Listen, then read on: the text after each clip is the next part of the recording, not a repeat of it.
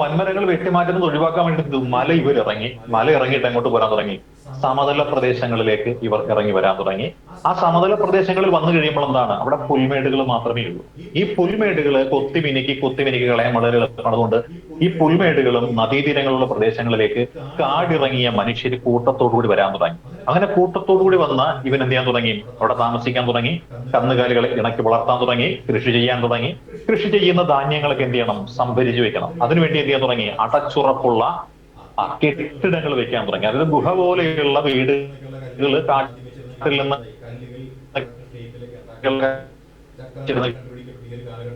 ഒരു സാഹിത്യത്തിനിടതായി കല്ലുകൾ കറക്റ്റ് ഷേപ്പിലൊക്കെ ഉണ്ടാക്കാൻ തുടങ്ങി.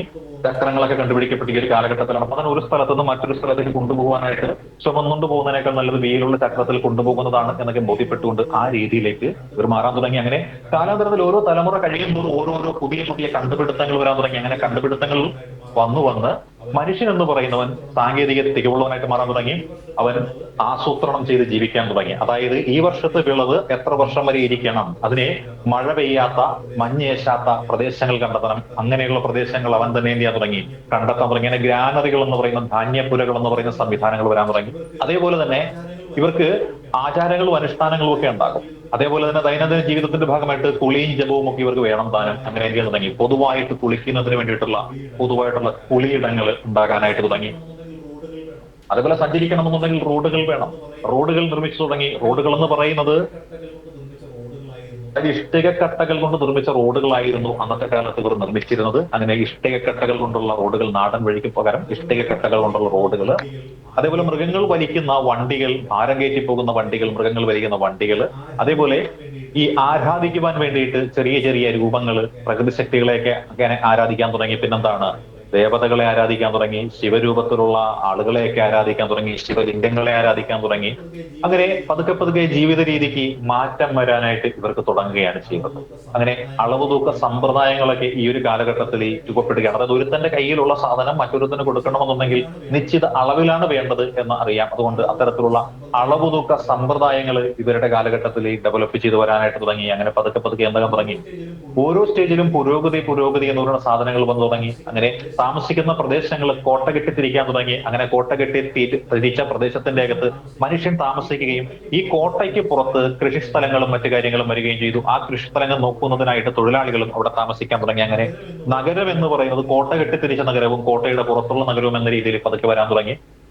അങ്ങനെ അവർ ആഭരണങ്ങൾ, അതായത് വളകൾ ധരിക്കാൻ തുടങ്ങുന്ന ആൾക്കാരായിരുന്നു. അതായത് ബ്രോൺസ് എന്ന് നമ്മൾ പറയുന്നത് എന്തായിരിക്കാം? ബ്രോൺസ് നമ്മൾ ഓട് അല്ലെ, ഓട് കൊണ്ടുള്ള ആ പാത്രങ്ങളും മറ്റുമെല്ലാം ഇവര് ഉപയോഗിക്കാനായിട്ട് തുടങ്ങി. അങ്ങനെ കാലാന്തരത്തിൽ കാലക്രമേണ എന്താന്ന് തുടങ്ങി? പതുക്കെ ഇവർ വളരാൻ തുടങ്ങി. ഇങ്ങനെ കാലാന്തരത്തിൽ ഒരു സംസ്കാരം രൂപപ്പെട്ടു. ആ സംസ്കാരത്തിനെയാണ് നമ്മൾ എന്താണ്? ഇന്ത്യയിലുണ്ടായ ഒരു സംസ്കാരം, ആ നദീതീരങ്ങളിൽ രൂപപ്പെട്ട സംസ്കാരം. അതുകൊണ്ട് ആ നദിയുടെ തീരത്തുണ്ടായ സംസ്കാരമായതിനാൽ നമ്മൾ അതിനെ നദീതട സംസ്കാരങ്ങൾ എന്ന് വിളിക്കുന്നു. ഈ നദീതടം എന്ന് പറയുന്നത് ഇന്ത്യയിലെ പ്രധാനപ്പെട്ട ഒരു നദി. ആ നദിയുടെ പേര് നമുക്കറിയാം, അതാണ് സിന്ധു എന്ന് പറയുന്ന നദി അല്ലെ. നമ്മുടെ സിന്ധു നദി എന്ന് പറയും. ആ സിന്ധു നദിയും അതിന്റെ പോഷക നദികൾ നമ്മൾ കഴിഞ്ഞ ക്ലാസ്സിൽ പറഞ്ഞതാണ് അല്ലെ. സിന്ധുവിന്റെ പോഷക നദികൾ നമ്മൾ കഴിഞ്ഞ ക്ലാസ്സിൽ പറഞ്ഞതാണ്. ആ പോഷക നദി നമുക്കറിയാം അല്ലെ. സപ്തസിന്ധുവാന എന്ന് പറഞ്ഞ പ്രദേശം നമ്മൾ പറയുന്നത്, ആ പ്രദേശങ്ങളിലേക്ക് ഇത് വ്യാപിക്കാൻ തുടങ്ങി. അങ്ങനെ വ്യാപിച്ചൊരു കാലഘട്ടം അല്ലെ. അതിനെയാണ് നമ്മൾ എന്ത് വിളിക്കുന്നത്? സിന്ധു നദീതട സംസ്കാരം എന്ന് വിശേഷിപ്പിക്കുന്നത്. സിന്ധു നദീതട സംസ്കാരം എന്നാണ് ഇത് അറിയപ്പെടുന്നത്. അതല്ലെങ്കിൽ ഇത് അറിയപ്പെടുന്ന പേരെന്താണ്?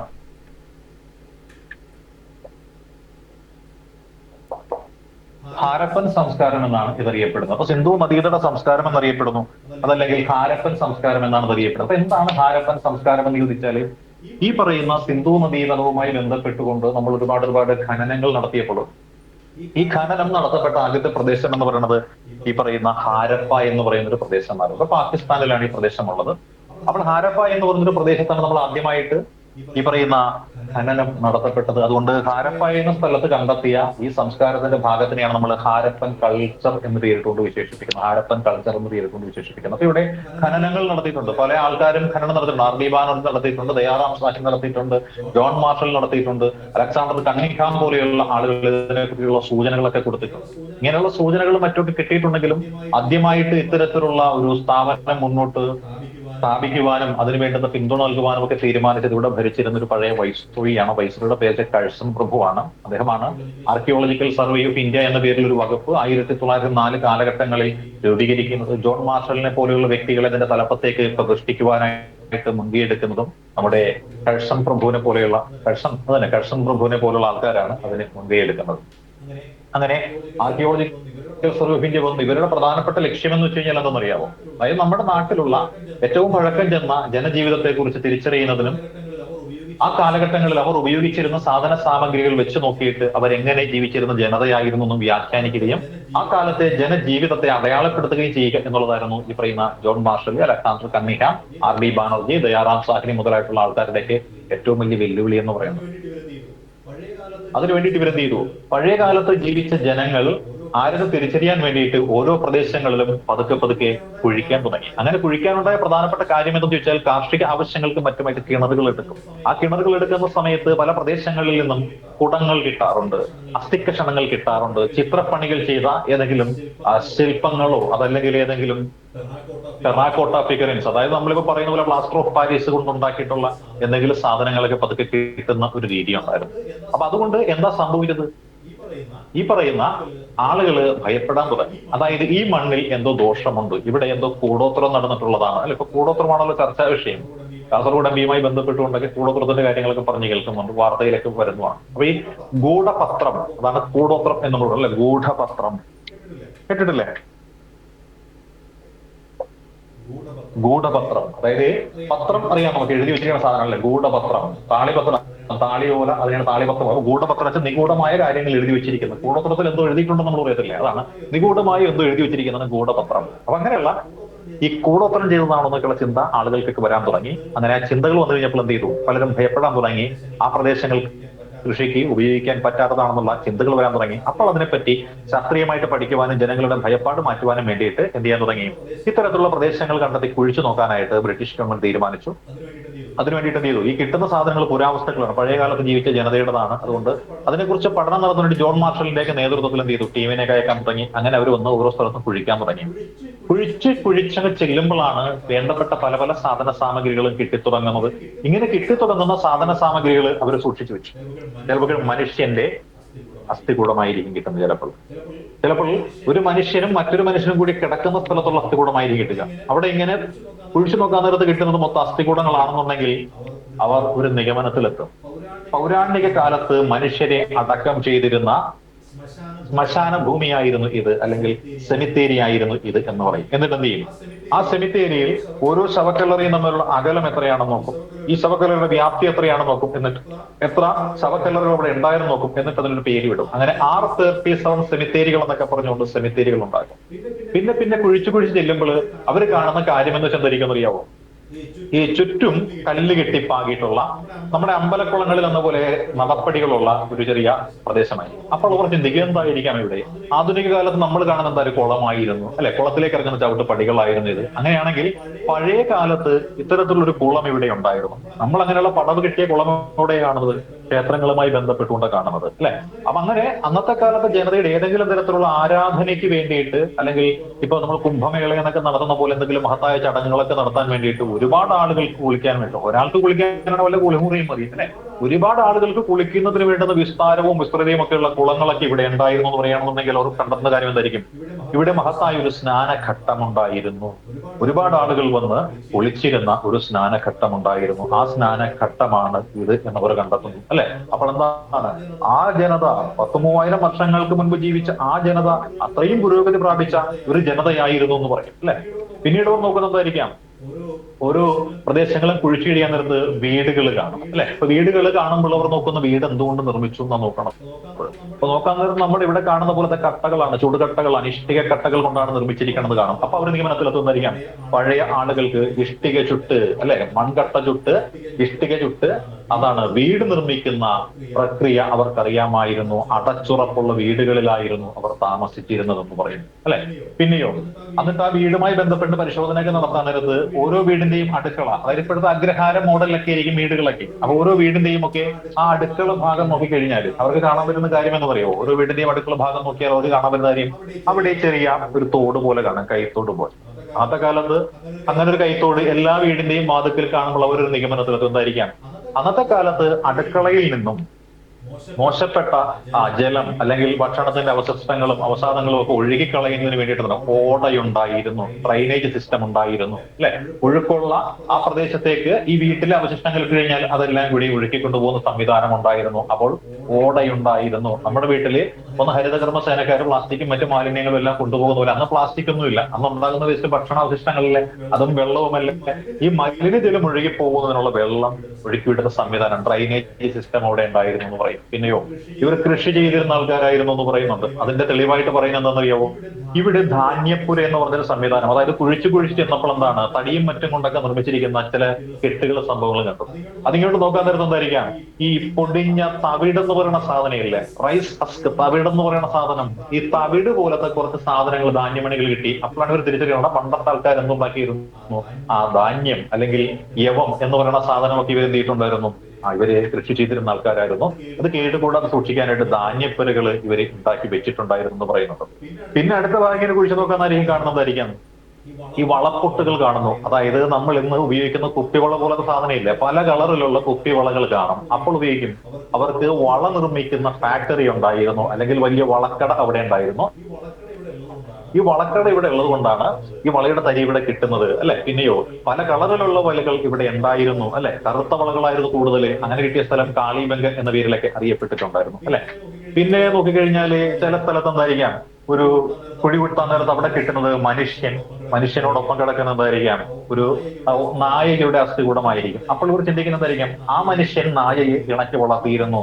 ഈ മനുഷ്യൻ മരിച്ചപ്പോൾ മനുഷ്യനോടുള്ള ഇഷ്ടം കാരണം പണ്ടത്തെ കാലത്ത് ഭർത്താവിനൊപ്പം ആ സ്ത്രീ ചാടിച്ചാകുന്നത് പോലെ ഈ നായയെയും കൂടി എടുത്ത് ഈ കുഴിയിലേക്ക് ഇട്ടുകൊടുത്തതായിരിക്കും. അതാണ് dog buried with a man എന്ന രീതിയിൽ പറയുന്നത്. പിന്നെ മറ്റൊരിടത്ത് കുഴിച്ചിട്ടപ്പോൾ എന്താ കാണുന്നത്, ഒരു ആണിന്റെയും പെണ്ണിന്റെയും മൃതദേഹം കിട്ടി. അപ്പോൾ അവർ സ്നേഹിച്ചിരുന്ന ആൾക്കാരായിരിക്കാം, അതല്ലെങ്കിൽ അവർ ആ ഭർത്താവ് മരിച്ചപ്പോൾ ഭാര്യ മരിച്ചപ്പോൾ ഭർത്താവോ ഇതേപോലെ മരിക്കാൻ സന്നദ്ധത കാണിച്ചതായിരിക്കാം. ഇതാണ് സതി എന്ന രീതിയിൽ. അന്നത്തെ കാലത്ത് സതി ഉണ്ടായിരുന്നു എന്നൊക്കെയുള്ള ചർച്ചകളൊക്കെ പിന്നീട് നടന്നിട്ടുള്ളതും നമുക്ക് അറിയാവുന്ന കാര്യമാണ്. പിന്നെ അവർ നോക്കുമ്പോൾ അവർ കണ്ട അടുത്ത കാഴ്ച എന്ന് വെച്ചെന്നറിയാവോ, അവിടെ ഈ വീടുകൾക്ക് ഇടയിലൂടെ, അതായത് രണ്ട് ഏരിയയിലായിട്ട് വീടുകൾ ഉണ്ടാകും. ഈ വീടുകൾക്കിടയിലൂടെ എന്താണ്, വലിയ വീതിയിൽ ഒരു നടപ്പാതയുണ്ട്. അതിനൊരു റോഡെന്ന് തന്നെ പറഞ്ഞു. ഈ റോഡുകൾ എങ്ങനെ നിർമ്മിച്ചതാണ്? ടാർവാകിയതോ കോൺക്രീറ്റ് റോഡുകളോ ഒന്നും ആയിരുന്നില്ല, ചുടുകട്ട കൊണ്ട് നിർമ്മിച്ച റോഡുകളായിരുന്നു ഉണ്ടായിരുന്നത്. ഈ റോഡുകൾ മുന്നോട്ട് പോയി കഴിയാൻ നേരത്തെ എങ്ങനെയാണ്, നമ്മുടെയൊക്കെ റോഡിന് എന്തുണ്ട്, ഇത് ഇങ്ങനത്തെ വളവുണ്ട്, അല്ലെ? പക്ഷെ ഇവരുടെ റോഡിന് എന്തില്ല, വളവില്ല. ഇവരുടെ റോഡെന്ന് പറയുന്നത് നേരെ പോയിട്ട് എന്താണ് അടുത്ത റോഡുമായിട്ട് നേരെ ഇങ്ങനെ മീറ്റ് ചെയ്യുക ചെയ്യുന്നത്, അല്ലെ? ഇങ്ങനെ മീറ്റ് ചെയ്യുന്നു. ഇങ്ങനെ മീറ്റ് ചെയ്യുന്ന സിസ്റ്റമാണ് ഇവരുടെ റോഡിനുള്ളത്. അതായത് 90 ഡിഗ്രി, അതായത് മട്ടക്കോൺ ആകൃതിയിലാണ് റോഡുകൾ മീറ്റ് ചെയ്തിരുന്നത്. അതായത് ഈ നാഷണൽ ഹൈവേയിലേക്ക് ചെന്ന റോഡുകൾ കയറുന്നത് പോലെ ഈ പറയുന്ന 90 ഡിഗ്രിയിലായിരുന്നു റോഡുകൾ മീറ്റ് ചെയ്തിരുന്നത് എന്ന് പറയുന്നുണ്ട്, അല്ലെ?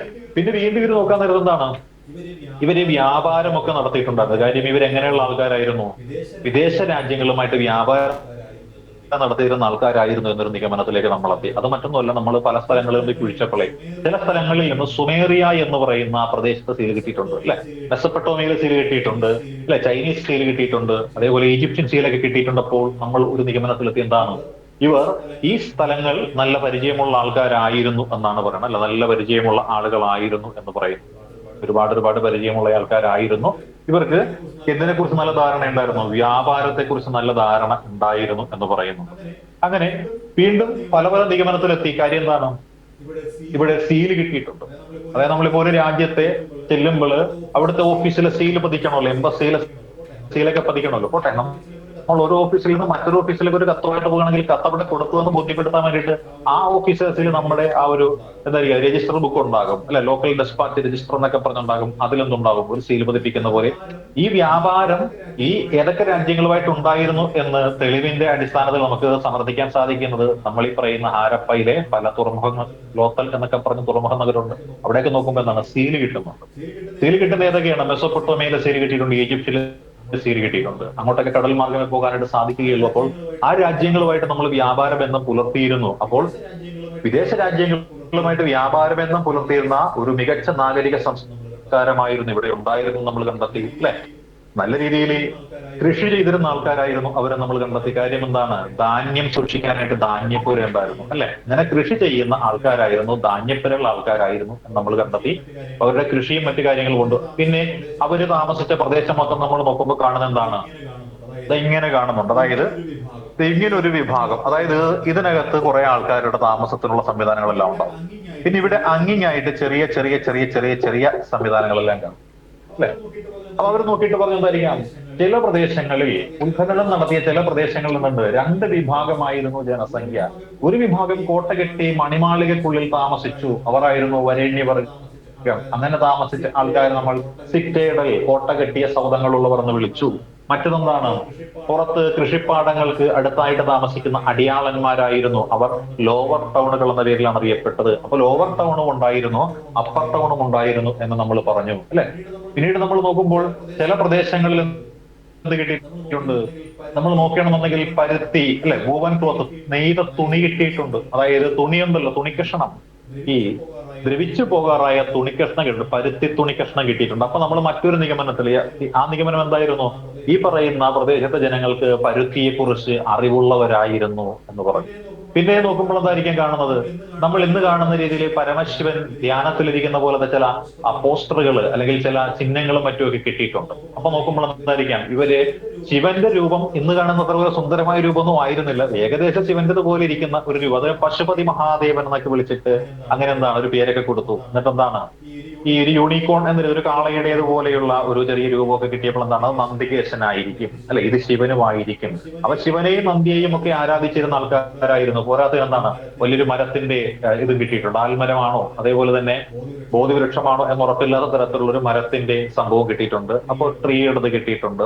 പിന്നെ എലഫന്റ്, ആനയുടെ ചിഹ്നം കിട്ടിയിട്ടുണ്ട്. പിന്നെ എന്താണ്? സ്ത്രീ ദേവതകൾ എന്ന് പറയുന്ന കുറെ പെണ്ണുങ്ങളുടെ പോലത്തെ രൂപങ്ങളെ കിട്ടിയിരിക്കാം. അതുകൊണ്ട് തന്നെ നമ്മൾ മദർ ഗോഡസ് അല്ലെങ്കിൽ മാതൃദേവതകൾ എന്ന പേരിട്ട് വിളിച്ചു.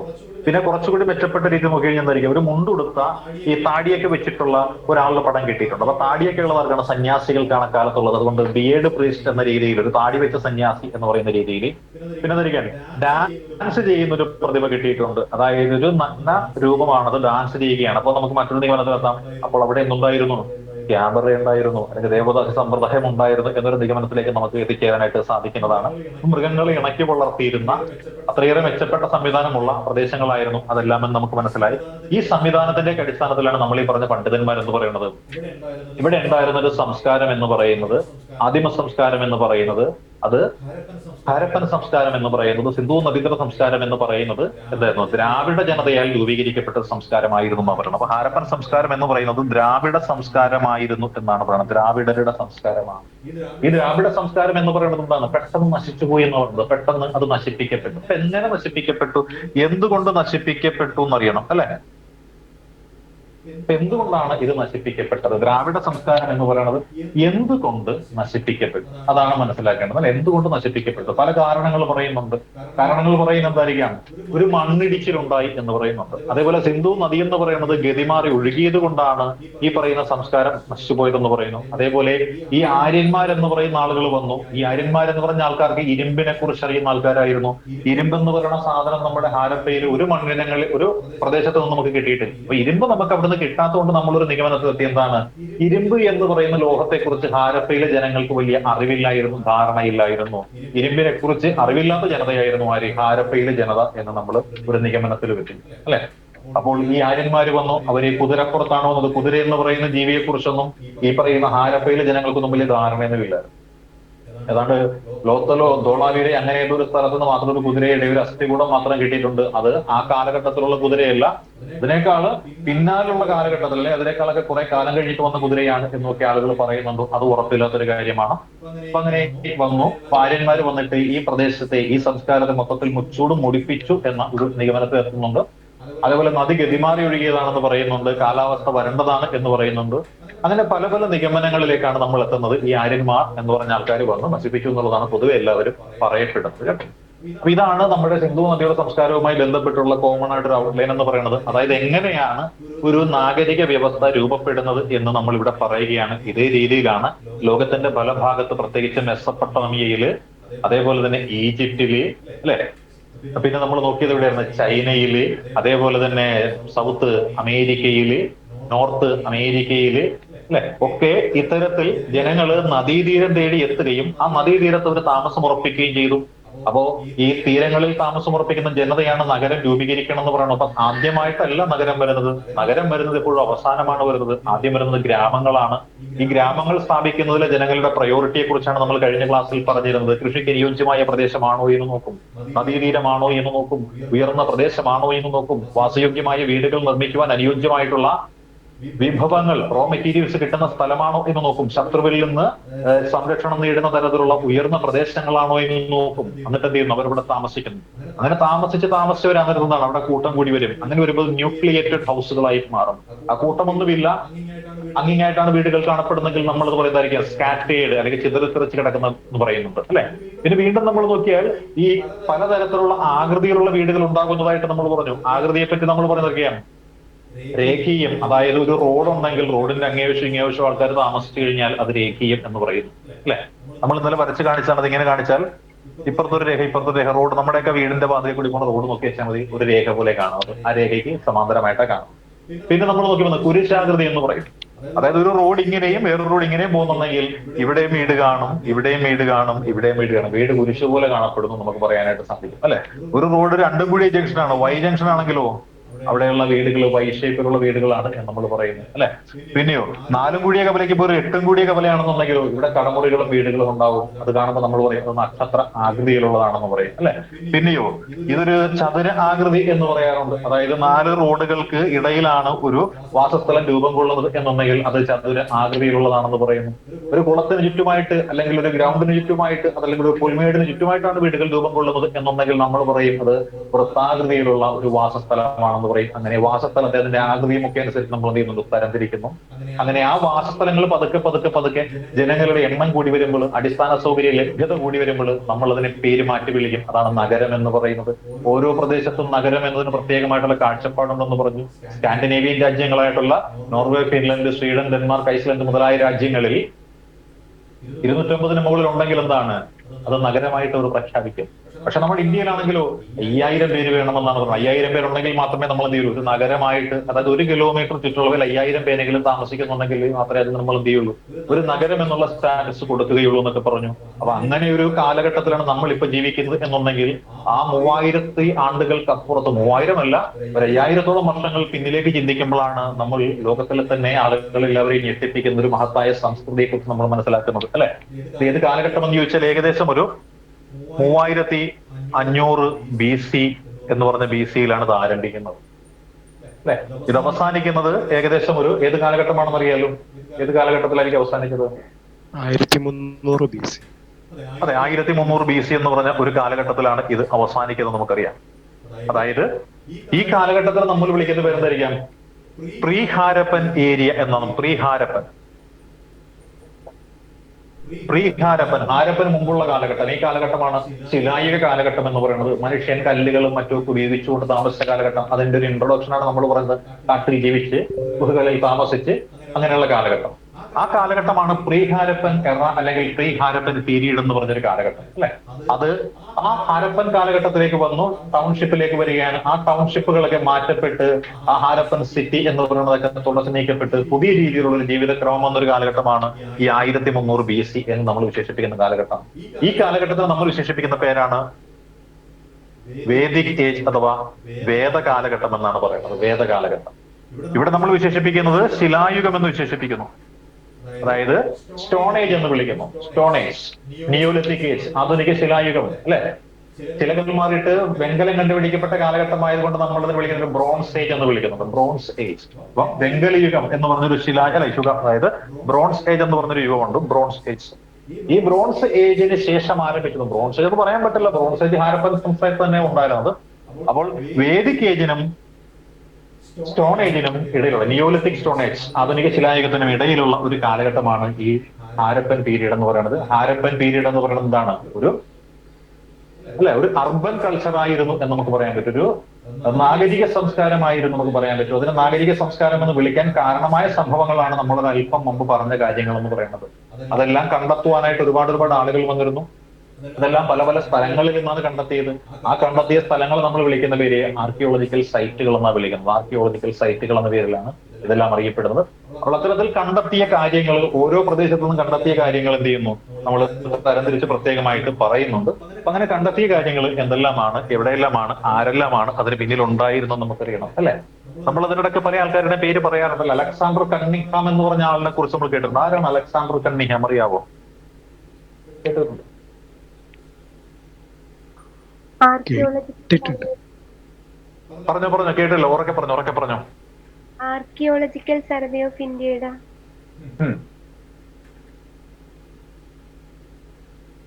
ആർക്കിയോളജിക്കൽ സർവേ ഓഫ് ഇന്ത്യയുടെ പറഞ്ഞോ,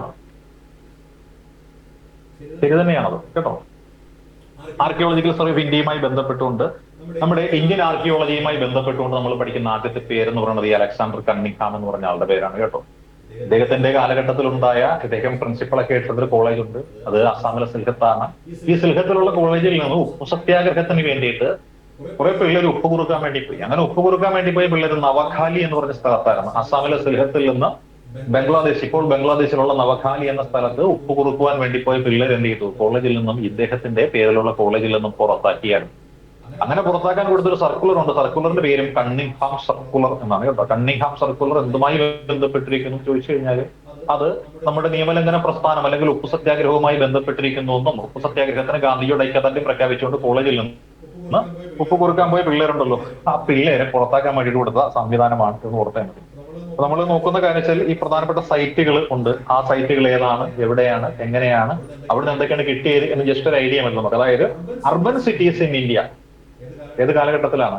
ഈ പറഞ്ഞ 3500-നും 1300-നും ഇടയിലുള്ള ഒരു കാലഘട്ടം. അതായത് വേദ കാലഘട്ടത്തിനും അതേപോലെ തന്നെ ഈ നിയോലിത്തിക് ഏജ്, ആധുനിക ശിലായുഗം എന്ന് പറഞ്ഞൊരു കാലഘട്ടം. മനുഷ്യൻ ചെത്തിമിനുകിയ ആയുധങ്ങളും അമ്പും വില്ലും എല്ലാം ഉപയോഗിക്കാൻ തുടങ്ങിയ കാലഘട്ടം.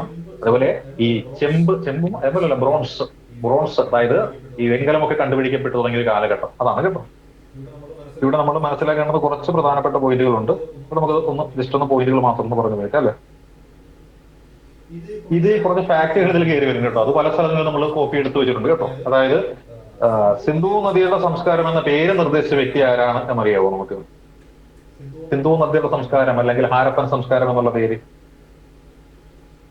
അത് ജോൺ മാർഷലാണ്. കാരണം അദ്ദേഹത്തിന്റെ നേതൃത്വത്തിലാണ് ഇവിടെ ഈ ഹാരപ്പ എന്നുള്ള പ്രദേശത്തൊക്കെ ഈ എക്സ്കവേഷനൊക്കെ ആരംഭിച്ചത്. അദ്ദേഹം ഇവിടെ കണ്ടെത്തിയ സംസ്കാരത്തിന് എന്ത് ചെയ്തു, സിന്ധു നദീതട സംസ്കാരം എന്ന് പേരിട്ടത് ജോൺ മാർഷൽ എന്ന് പറയുന്ന വ്യക്തിയാണ് കേട്ടോ. ജോൺ മാർഷലാണ്.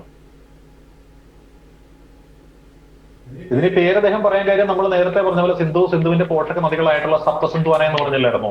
സലം, ചിനാബ്, രവി, ബിയാസ്, സത്ലജ്, പിന്നെ സരസ്വതിയും സിന്ധുവും കൂടി ചേരാൻ നേരത്തെ എന്തായി, ഒരു ഭൂപ്രദേശമായി. ഈ സപ്തസിന്ധുവാന പ്രദേശം എന്ന് പറയുന്നത് ഇവര് താമസിച്ച അവശിഷ്ടങ്ങളൊക്കെ കിടക്കുന്നുണ്ട്. ഇവിടെയാണ് ഖനനം നടത്തിയിരുന്നത്. ആ പ്രദേശമാണ് സിന്ധുവിന്റെ പോഷക നദികളും ആയ പ്രദേശമായതുകൊണ്ട് അവിടെ ഉണ്ടായ സംസ്കാരമായതുകൊണ്ട് അതിന് സിന്ധു നദീതട സംസ്കാരം എന്ന് നമ്മൾ വിശേഷിപ്പിക്കുന്നത്. പിന്നെ ഇതിന് മറ്റൊരു പേര് വിളിക്കാൻ കാര്യം എന്താണെന്ന് നമ്മൾ ഓൾറെഡി പറഞ്ഞു കഴിഞ്ഞു. എന്താണ്? ഇതിന് വേണ്ടുന്ന തെളിവുകൾ ഏറ്റവും കൂടുതൽ ആദ്യമായിട്ട് ലഭിച്ച തെളിവ് എന്ന് പറയുന്നത് ഈ ഹാരപ്പ എന്ന് പറഞ്ഞ സ്ഥലത്തു നിന്നായിരുന്നു. അതുകൊണ്ട് തന്നെ ഇതിനെ വിളിക്കുന്നത് ഹാരപ്പൻ സംസ്കാരം അല്ലെങ്കിൽ സിന്ധു നദീതട സംസ്കാരം എന്ന് വിളിക്കാൻ കാര്യം തെളിവുകൾ ലഭിച്ചത് ഹാരപ്പ എന്ന് പറഞ്ഞ ഒരു സംസ്ഥാനത്തു നിന്നാണ്. ഹാരപ്പ എവിടെയാണ് ചോദിച്ചാൽ നമുക്കറിയാൻ പറ്റുന്നതാണ്, പാകിസ്ഥാനിലാണ്. കാര്യം പഞ്ചാബിലാണ്. അതെ, പഞ്ചാബ് പാകിസ്ഥാന്റെ കയ്യിലുള്ള പഞ്ചാബാണ് കേട്ടോ. അപ്പൊ ഇത് പാകിസ്ഥാന്റെ കയ്യിലുള്ള പഞ്ചാബാണ്. കാര്യം വിഭജനത്തിന് ശേഷം ഇത് അപ്പുറത്തേക്ക് പോയി. നമ്മുടെ കൈവശം വളരെ കുറച്ച് പ്രദേശങ്ങളേ ഉള്ളൂ. പ്രധാനപ്പെട്ട സ്ഥലങ്ങൾ മൊത്തം പാകിസ്ഥാന്റെ കൈവശത്തേക്ക് പോയ പ്രദേശങ്ങളാണ് കേട്ടോ. അതായത് പാകിസ്ഥാൻ എന്ന രാജ്യത്തിന്റെ ആ അകത്താണ് നമ്മുടെ 5 നദികൾ, ചലം, ചിനാബ്, രവി, ബിയാസ്, ഇതെല്ലാം കൂടി എന്താണ് പാകിസ്ഥാനിലേക്കാണ് കൊണ്ടു ചെല്ലുന്നത്. നമുക്ക് പോലും എന്താണ് 1960-ലെ വേൾഡ് ബാങ്കിന്റെ മധ്യസ്ഥതയിൽ ഇന്ത്യയും പാകിസ്ഥാനും തമ്മിൽ ഒപ്പുവെച്ച സിന്ധു നദീജല കരാറിൽ നമുക്കുള്ളത് ആരൊക്കെയുള്ളു? രവിയും ബിയാസ്, സത്ലജിലെയും കുറച്ച് ജലം ഉപയോഗിക്കാൻ മാത്രമേ നമുക്ക് പറ്റുന്നുള്ളൂ. അതെ, ചലവും ചെനാബും ഇൻഡസും അവർക്കാണുള്ളത്. CJI, ചലം, ചെനാബ്, ഇൻഡസ്, അല്ലെ? അതാണ് CJI എന്ന് പറയുന്നത്. അപ്പൊ നമ്മൾ പഠിക്കാനായിട്ട് CJI, chief justice of India എന്ന് നമ്മൾ CJIയെ പറ്റി പറയുമെങ്കിൽ ആ CJI എവിടുത്തുകാരനാണ്? പാകിസ്ഥാൻകാരനാണ് എന്നോർത്താണ് നമ്മൾ പഠിക്കുന്നത്. പിന്നെ RBS എന്ന് പറഞ്ഞാൽ ഒരു ലൈറ്റ് ആൻഡ് സൗണ്ട് കമ്പനിയുടെ പേരാണ് RBS. നോക്കാൻ വളരെ എളുപ്പമാണ്. അത് ഇന്ത്യയിലുമാണെന്ന് ഓർത്തൊക്കെ പഠിച്ചിട്ടുള്ള കാലമൊക്കെ ഉണ്ടായിരുന്നു കേട്ടോ. ഈ ഹാരപ്പൻ സംസ്കാരത്തിൽ നമ്മൾ അതും പറഞ്ഞതാണ്, കഴിഞ്ഞ ക്ലാസ്സിൽ പറഞ്ഞാണ്. അതായത് ഈ മെസ്സപ്പൊട്ടോമിയക്കാർ ഇവരെ വിളിച്ചൊരു പേരുണ്ടെന്ന് പറഞ്ഞായിരുന്നു അല്ലെ? എന്തായിരുന്നു? അവരുടെ സ്റ്റാമ്പുകളിലെല്ലാം ഈ ഹാരപ്പൻ സംസ്കാരത്തെ, സിന്ധു നദീതട സംസ്കാരത്തെ വിശേഷിപ്പിച്ച ഒരു പേര് എന്ന് പറയുന്നത് മെലൂഹ എന്നായിരുന്നു. മെലൂഹ. മെലൂഹ എന്ന് വെച്ച് കഴിഞ്ഞാൽ ഏത് കേന്ദ്രമാണെന്ന് ചോദിച്ചാൽ സിന്ധു നദീതട കേന്ദ്രമാണ്, ഹാരപ്പൻ കേന്ദ്രമാണ് മെലൂഹ എന്ന് നമുക്കറിയാം. ഈ മെലൂഹയിൽ ജീവിച്ചിരുന്ന ആൾക്കാർ പക്ഷെ ആരായിരുന്നു? ദ്രവീഡിയൻ സംസ്കാരത്തിന്റെ ആളായിരുന്നു. അതായത് ഹാരപ്പൻ സംസ്കാരം എന്ന് പറഞ്ഞു കഴിഞ്ഞാൽ അതൊരു ദ്രവീഡിയൻ കൾച്ചർ കൂടിയായിരുന്നു. ഇവിടെ ഉണ്ടായിരുന്ന ദ്രാവിഡന്മാരെയാണ് ആര്യന്മാർ വന്നിട്ട് അടിച്ച് തെക്കോട്ട് ഓടിച്ചത്. അവരുടെ പിന്മുറക്കാരാണ് ഞാനും നിങ്ങളൊക്കെ ഉൾപ്പെടുന്ന വിഭാഗം എന്നാണ് വിശ്വസിക്കപ്പെടുന്നത്. ഈ ഹാരപ്പൻ സംസ്കാരത്തിന്റെ കാലഘട്ടമായിട്ട് പൊതുവെ കണക്കാക്കപ്പെടുന്ന ഒരു കാലഘട്ടം വെച്ചാൽ ഇതിന്റെ വളർന്ന് പുഷ്കല കാലഘട്ടം എന്ന് പറയുന്നത് നമ്മളൊരു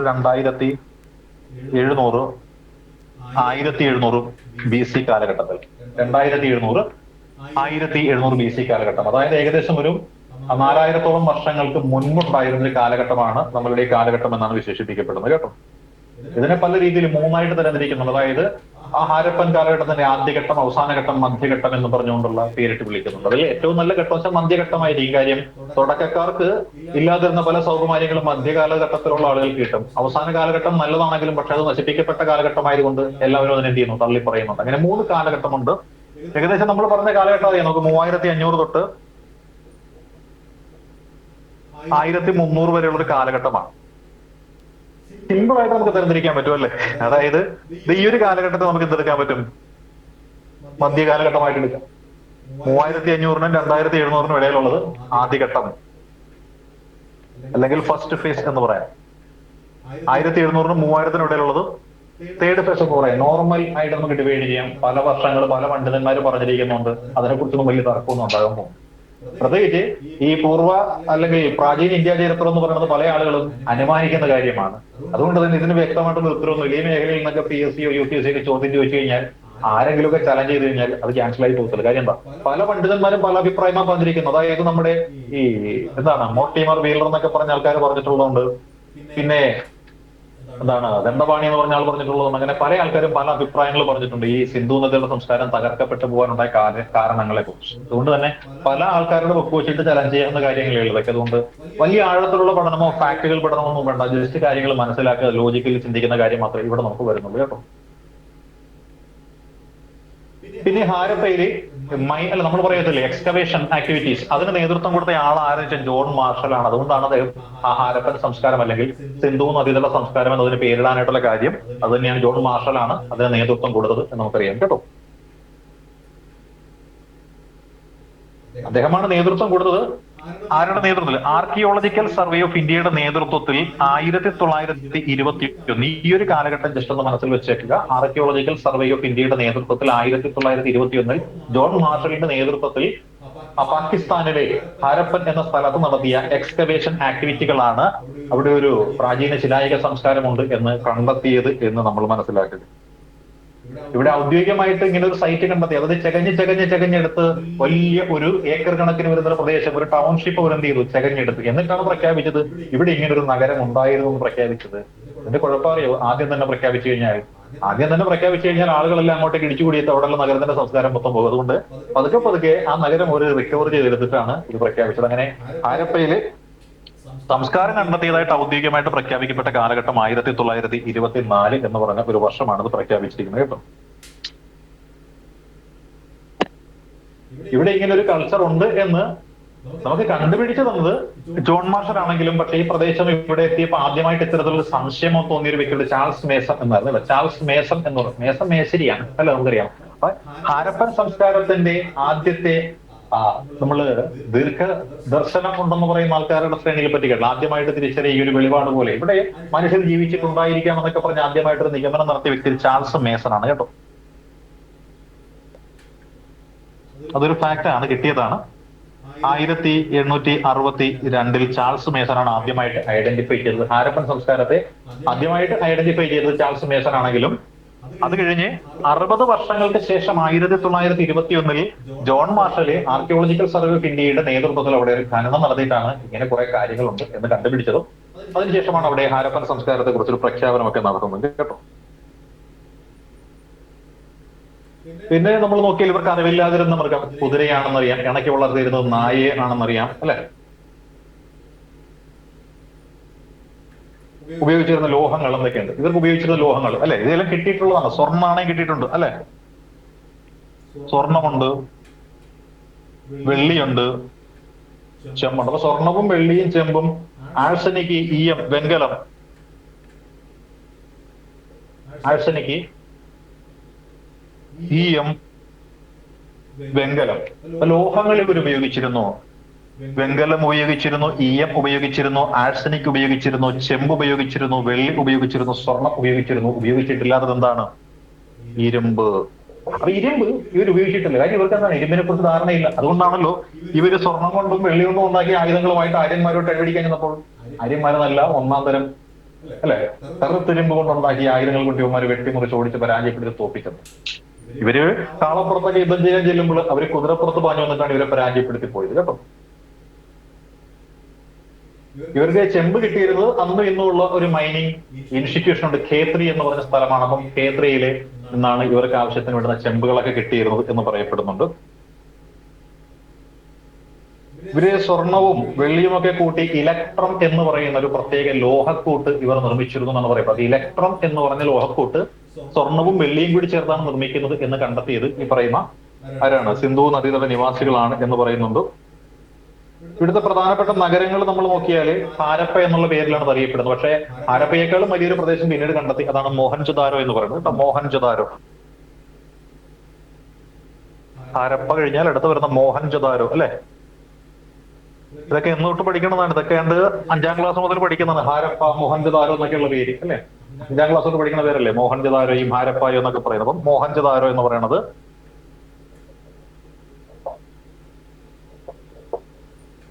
1922 മോഹൻജൊദാരോ എന്നൊരു സ്ഥലം കണ്ടെത്തുന്നത് കേട്ടോ.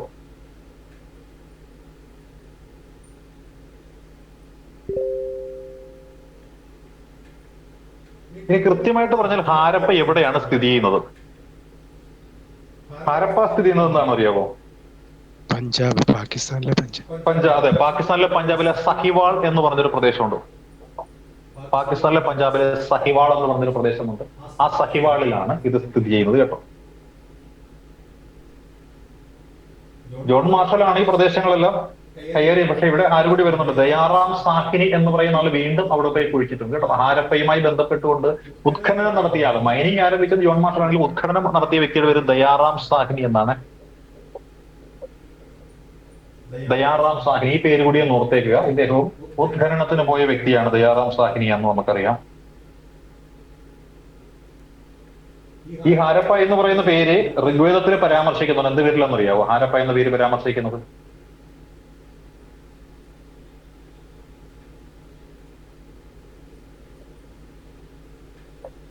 ഹരിയുബിയ എന്നാണ് പറയുന്നത്. ഹരിയുബിയ. രവി നദിയുടെ തീരത്താണ് ഇത് നിലനിന്നിരുന്നത് എന്നാണ് പറയപ്പെടുന്നത്. രവി നദിയുടെ തീരത്ത്, പഞ്ചാബിലെ ഒഴുകുന്ന നദിയല്ലേ രവി എന്ന് പറയുന്നത്, ലാഹോറിന്റെ നദിയല്ലേ രവി എന്ന് പറയുന്നത്. അപ്പോൾ ഇത് ഹരിയുബിയ എന്ന പേരിൽ അറിയപ്പെട്ടിരുന്ന രവി നദിയുടെ തീരത്തായിരുന്നു ഇത് എന്ന് കണ്ടുപിടിക്കപ്പെട്ടിട്ടുള്ള ഒരു വസ്തുതയാണ് കേട്ടോ. ഇവിടെയാണ് ശവപ്പെട്ടിയെ ജനങ്ങൾ അടക്കം ചെയ്തിരുന്നത്. അപ്പൊ ഹാരപ്പയിലെ ജനതയെ പെട്ടിക്കകത്താക്കി പേടകങ്ങളിലകത്താക്കിയാണ് അടക്കം ചെയ്തിരുന്നത് എന്നും പറയപ്പെടുന്നുണ്ട്. പിന്നെ ഇവിടെ നിന്നാണ് നമ്മൾ നേരത്തെ കണ്ടെത്തിയ ഗ്രേൻ ബാത്ത്, മറ്റ് സാധനങ്ങളൊക്കെ ഇവിടെയുണ്ട്, അതൊക്കെ നമുക്ക് പറയാം. പിന്നെ ഇനി മോഹൻജൊദാരോ എന്ന് പറഞ്ഞ സ്ഥലം അറിയാലോ നമുക്ക്. മോഹൻജൊദാരോ കേട്ടിട്ടില്ലേ? ലർഖാന എന്നൊരു സ്ഥലമുണ്ട്. ലർഖാന പാകിസ്ഥാനിലെ അല്ലെ, ലർഖാന. ഇത് ഇങ്ങനത്തെ കായും നഖത്തിന്റെ കായുമായിട്ട് വരാം.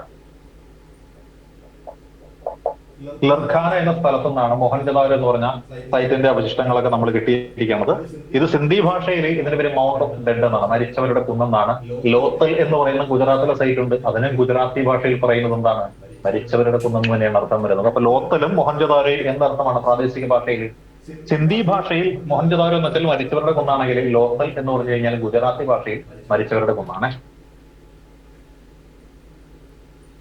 ഈ ഗ്രേറ്റ് ബാത്ത് എവിടെയാണുള്ളത് അറിയോ? ഗ്രേറ്റ് ബാത്ത്, മഹാസ്നാനഘട്ടം, അത് ഈ പറയുന്ന മോഹൻജൊദാരോയിലാണ്. ഗ്രേറ്റ് ബാത്ത് മോഹൻജൊദാരോയിൽ നിന്ന് കണ്ടെടുത്തതാണ് ഗ്രേറ്റ് ബാത്ത് എന്ന് പറയുന്നത്. അതേപോലെ നമ്മൾ നേരത്തെ പറഞ്ഞല്ലേ, താടി വെച്ച മുണ്ടെടുത്തൊരു സന്യാസി എന്ന് പറഞ്ഞില്ലേ, ബിയേഡ് പ്രീസ്റ്റ്, അത് ഇവിടുന്ന് കണ്ടെത്തി, മോഹൻജൊദാരോയിൽ നിന്ന് കണ്ടെത്തിയ ബിയേഡ് പ്രീസ്റ്റ്. ഒരു പെണ്ണ് ഡാൻസ് ചെയ്യണം നമ്മൾ പറഞ്ഞിരിക്കുന്നത്, ക്യാമറയാണോ സമ്മതിച്ചില്ല. ആ സാധനം ഡാൻസിങ് ഗേൾ, അതൊരു വെങ്കല പ്രതിമയാണ് കേട്ടോ. ഡാൻസ് ചെയ്യുന്ന കേളിന്റെ വെങ്കല പ്രതിമ, താടി വെച്ച സന്യാസി, മഹാസ്നാനഘട്ടം, ഇതൊക്കെ മോഹൻജദാരോയുടെ സവിശേഷതകളായിട്ടാണ് പറയപ്പെടുന്നത് കേട്ടോ. മോഹൻജദാരോയുടെ ഖനനത്തിന് നേതൃത്വം കൊടുത്ത വ്യക്തിയുടെ പേരാണ് R.D. ബാനർജി എന്ന് പറയും. മോഹൻജദാരോയിലെ ഖനനത്തിന് നേതൃത്വം കൊടുത്ത വ്യക്തിയുടെ പേര് R.D. ബാനർജി എന്നാണ് കേട്ടോ. ഈ മോഹൻജദാരോയിൽ ഉണ്ടായിരുന്ന ഏറ്റവും വലിയ ബിൽഡിംഗ് ഏതാണ് എന്ന് ചോദിച്ചാൽ അതിന്റെ പേരാണ് ഗ്രേറ്റ് ഗ്രാനറി എന്ന് പറയും. അല്ല, ഗ്രേറ്റ് ഗ്രാനറി, മഹത്തായ ധാന്യപ്പുര. അപ്പൊ മഹത്തായ ധാന്യപ്പുര ഉണ്ടായിരുന്നു, മഹത്തായ സ്നാനഘട്ടം ഉണ്ടായിരുന്നു, താടി വെച്ച പൂജാരിയും ഡാൻസ് ചെയ്യണ പെണ്ണും എല്ലാം ഇവിടെ ഉണ്ടായിരുന്നു. മോഹൻജദാരോയിൽ ഉണ്ടായിരുന്നു, നമുക്കറിയാം അല്ലെ. ഇവർക്ക് എന്തുണ്ടായിരുന്നു?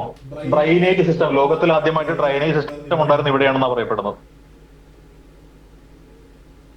ഡ്രൈനേജ് സിസ്റ്റം ഈ പറയുന്ന മോഹൻജദാരോയിലെ ടീംസിന് ഉണ്ടായിരുന്നു എന്ന് പറയുന്നുണ്ട് അല്ലെ. അപ്പൊ ഈ പറയുന്ന കാര്യങ്ങളാണ് മോഹൻജദാരോയിൽ ഉണ്ടായിരുന്നത്. സ്നാനഘട്ടം ഉണ്ടായിരുന്നു, ഗ്രാനറി ഉണ്ടായിരുന്നു, ഡാൻസിംഗ് ഗേൾ ഉണ്ടായിരുന്നു, ബിയേഡ് പ്രീസ്റ്റ് ഉണ്ടായിരുന്നു, ഗ്രേറ്റ് ഗ്രാനറി മുതലായ കാര്യങ്ങൾ ഇവിടെ ഉള്ളതായിട്ട് പറയപ്പെടുന്നുണ്ട്. ഇനി അടുത്ത ലോത്തൽ എന്ന് പറഞ്ഞൊരു സൈറ്റ് ഉണ്ട്. ലോത്തലിൽ നിന്ന് കിട്ടിയത് കുറച്ച് സൈറ്റുകൾ അവിടെ നിന്ന് കിട്ടിയ കാര്യങ്ങൾ മാത്രം നോക്കിയുണ്ട്. ലോത്തൽ വലിയ ചോദ്യമൊന്നും വരില്ല. ഇതിൽ നിന്ന് വരികയാണെങ്കിൽ ഇവരുടെ ജീവിതക്രമം നമ്മൾ ആദ്യം പറഞ്ഞ കൂട്ടിച്ചേർത്തുകൊണ്ടെല്ലാം കണക്ട് ചെയ്ത് പറഞ്ഞ പോയിന്റുകളില്ല, ഡെവലപ്പ് ചെയ്തു വന്ന കാര്യങ്ങൾ, ആ കാര്യങ്ങൾ നമ്മുടെ മനസ്സിലുണ്ടായാൽ മതി. അത് വെച്ച് നമുക്ക് കൈകാര്യം ചെയ്യാവുന്ന അതൊരു സ്റ്റേറ്റ്മെന്റ് വരുമല്ലോ. ഫാക്ട് ആണ് നമ്മളിപ്പോ കുറച്ച് പഠിക്കുന്നത്. ഫാക്ടുകൾ ഇതിൽ നിന്ന് വലിയ ചോദ്യങ്ങൾ വരാൻ ചാൻസ് ഇല്ല. എന്നാലും നോക്കി പോകാം നമുക്ക് അല്ലെ. ഈ ലോത്തൽ എവിടെയാണ്? ഗുജറാത്ത് എന്നൊരു പ്രദേശത്താണ് ലോത്തൽ സ്ഥിതി ചെയ്യുന്നത് അല്ലെ. ഇവിടെയാണ് ഗുജറാത്ത് കടലോര മേഖല ആയതുകൊണ്ട് ഇവിടെ ഒരു കപ്പൽ തുറമുഖം ഉണ്ടായിരുന്നു, ഒരു ഡോക്യാർഡ് ഉണ്ടായിരുന്നു. ഇത് ഒരു കൃത്രിമ ഡോക്യാർഡ് ആയിരുന്നു, ഒരു ആർട്ടിഫിഷ്യൽ ഡോക്യാർഡ് ആയിരുന്നു. ഇത് ചുടുകട്ട കൊണ്ട് നിർമ്മിച്ചതായിരുന്നു. ഇവിടെ നിന്നുമാണ് ധാരാളം കപ്പലുകൾ വിദേശ രാജ്യങ്ങളിലേക്ക് കൊണ്ടുപോയിക്കൊണ്ടിരുന്നത്. വസ്ത്രങ്ങൾ, പ്രത്യേകിച്ച് പരുത്തി വസ്ത്രങ്ങൾ ഇവിടുന്ന് കൊണ്ടുപോയിക്കൊണ്ടിരുന്നു. വിദേശ രാജ്യങ്ങളിൽ നിന്ന് ലാപ്പിസ് ലസൂലിയും ഗോൾഡും സിൽവറും എല്ലാം ഈ തുറമുഖങ്ങൾ വഴിയായിരുന്നു വന്നിരുന്നത് എന്നൊക്കെ പറയപ്പെടുന്നു. ഇവിടെ നിന്നാണ് സ്റ്റീലുകൾ കണ്ടുകിട്ടിയത് കേട്ടോ.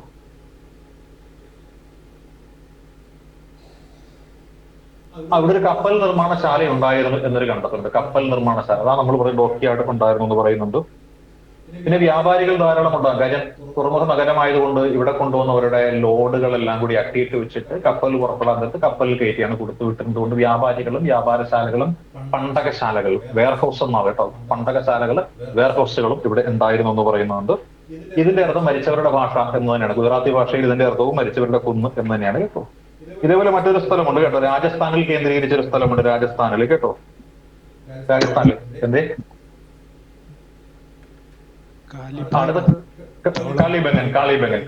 കാളിബംഗനാണ് രാജസ്ഥാനിലുള്ള കാളിബംഗൻ അല്ലെ. കറുത്ത വളകൾ, അത് കാല ബാംഗിൾസ് എന്ന് ഇതിനെ വിളിക്കുന്നത്. കറുത്ത വളകൾ, അതായത് ഇവിടെ ധാരാളം വളക്കൂട്ടുകൾ കിടക്കുന്ന ഒരു സ്ഥലം കണ്ടെത്തിയിട്ട് പറഞ്ഞു ഇവിടെ വളമല്ല കുപ്പിവളകൾ നിർമ്മിക്കുന്ന ഒരു യൂണിറ്റ് ഉണ്ടായിരുന്നുവെന്നും ഇവിടെ നിന്ന് ബാംഗിൾസ് എക്സ്പോർട്ട് ചെയ്തിരുന്നു എന്നും പറയുന്നുണ്ട്. അപ്പൊ കാലിബംഗൻ, കറുത്ത വളകൾ ഇവിടെയാണ് കണ്ടെത്തിയത് എന്നാണ് പറയുന്നത് കേട്ടോ. കറുത്ത വളകളാണ്. ഇതിന്റെ പ്രത്യേകത ഡ്രൈനേജ് സിസ്റ്റം എല്ലായിടത്തും ഉണ്ടായിരുന്നെങ്കിലും ഈ പറയുന്ന കാളിബംഗനിൽ ഡ്രൈനേജ് സിസ്റ്റം ഇല്ലായിരുന്നു. കാളിബംഗനിൽ ഡ്രൈനേജ് സിസ്റ്റമേ ഇല്ലായിരുന്നു. അവിടെ ഉണ്ടായിരുന്നതായിരുന്നു വള മാത്രമേ ഉണ്ടായിരുന്നുള്ളൂ അല്ലെ. വളയും പൊട്ടുമൊക്കെ ഉണ്ടായിരുന്നുള്ളൂ. അഴുക്കും വെള്ളം ഒഴുകിപ്പോകാനുള്ള ആകൃതം പിടിച്ച സ്ഥലത്തായിരുന്നു അവർ കഴിഞ്ഞിരുന്നെന്ന് ഓർത്ത് വെച്ചാൽ മതി അല്ലെ. വളയൊക്കെ ഇട്ട് നല്ല സുന്ദരിയായിട്ട് നടക്കും, പക്ഷെ അഴുക്കും വെള്ളത്തിലായിരുന്നു കഴിഞ്ഞിരുന്നത് എന്ന് ഓർത്താൽ മതി. പിന്നെയോ കിണറുകൾ അവിടെ ഉണ്ടായിരുന്നു. എല്ലാ വീട്ടിലും കിണറുണ്ടായിരുന്നു. കിണറുകൾ എല്ലായിടത്തും ഉണ്ടായിരുന്നത് ഈ പറയുന്ന കാളിബംഗനിലായിരുന്നു എന്നാണ് പറയുന്നത്. പിന്നെ രാജസ്ഥാനിലായതുകൊണ്ട് തന്നെ ഒട്ടകത്തെ ഇണക്കി വളർത്തിയിരുന്ന ആൾക്കാരായിരുന്നു എന്ന് പറയുന്നത്. കാര്യം ഒട്ടകത്തിന്റെ ഫോസിൽസ് ഓഫ് അല്ലെ, നമ്മൾ ക്യാമൽ എന്നാണ് പറഞ്ഞത്. ഫോസിൽസ് ഓഫ് ക്യാമൽ എവിടെയാണ് കണ്ടെത്തിയത്? കാളിബംഗനിലാണ് ഒട്ടകങ്ങളുടെ അവശിഷ്ടങ്ങൾ കണ്ടെത്തിയത്. അപ്പോൾ അവർ ഒട്ടകത്തെ ഇണക്കി വളർത്തിയ ജനതയായിരുന്നു എന്ന ഒരു നിഗമനത്തിൽ നമ്മൾ പിന്നീട് എത്തിച്ചേരുന്നുണ്ട് അല്ലെ. പിന്നെയോ ഈ റൈസ് ഹസ്ക് കിട്ടിയിട്ടുണ്ട്. പിന്നെ കലപ്പയുണ്ടല്ലോ, കലപ്പ, പ്ലവ്, വുഡൻ പ്ലവ്. ആ കലപ്പയും അവിടുന്ന് കിട്ടിയതുകൊണ്ട് നമ്മൾ പറയണം അവിടെ ആൾക്കാർ നിലമുഴുത് കൃഷി ചെയ്തിരുന്ന ആൾക്കാരായിരുന്നു എന്ന് പറയുന്നുണ്ട്. അപ്പോൾ ഉഴവുചാലിന്റെ തെളിവ് കിട്ടാൻ കാര്യം എന്താണ്? കലപ്പ എന്തിനു ഉപയോഗിക്കണം? കണ്ടിട്ടില്ല കലപ്പ ഇങ്ങനെ ഇരിക്കുന്ന ഒരു സാധനം. ഇവിടെ ഇങ്ങനെ ഒരു വടി പോലെ കാണും ഇങ്ങനെ.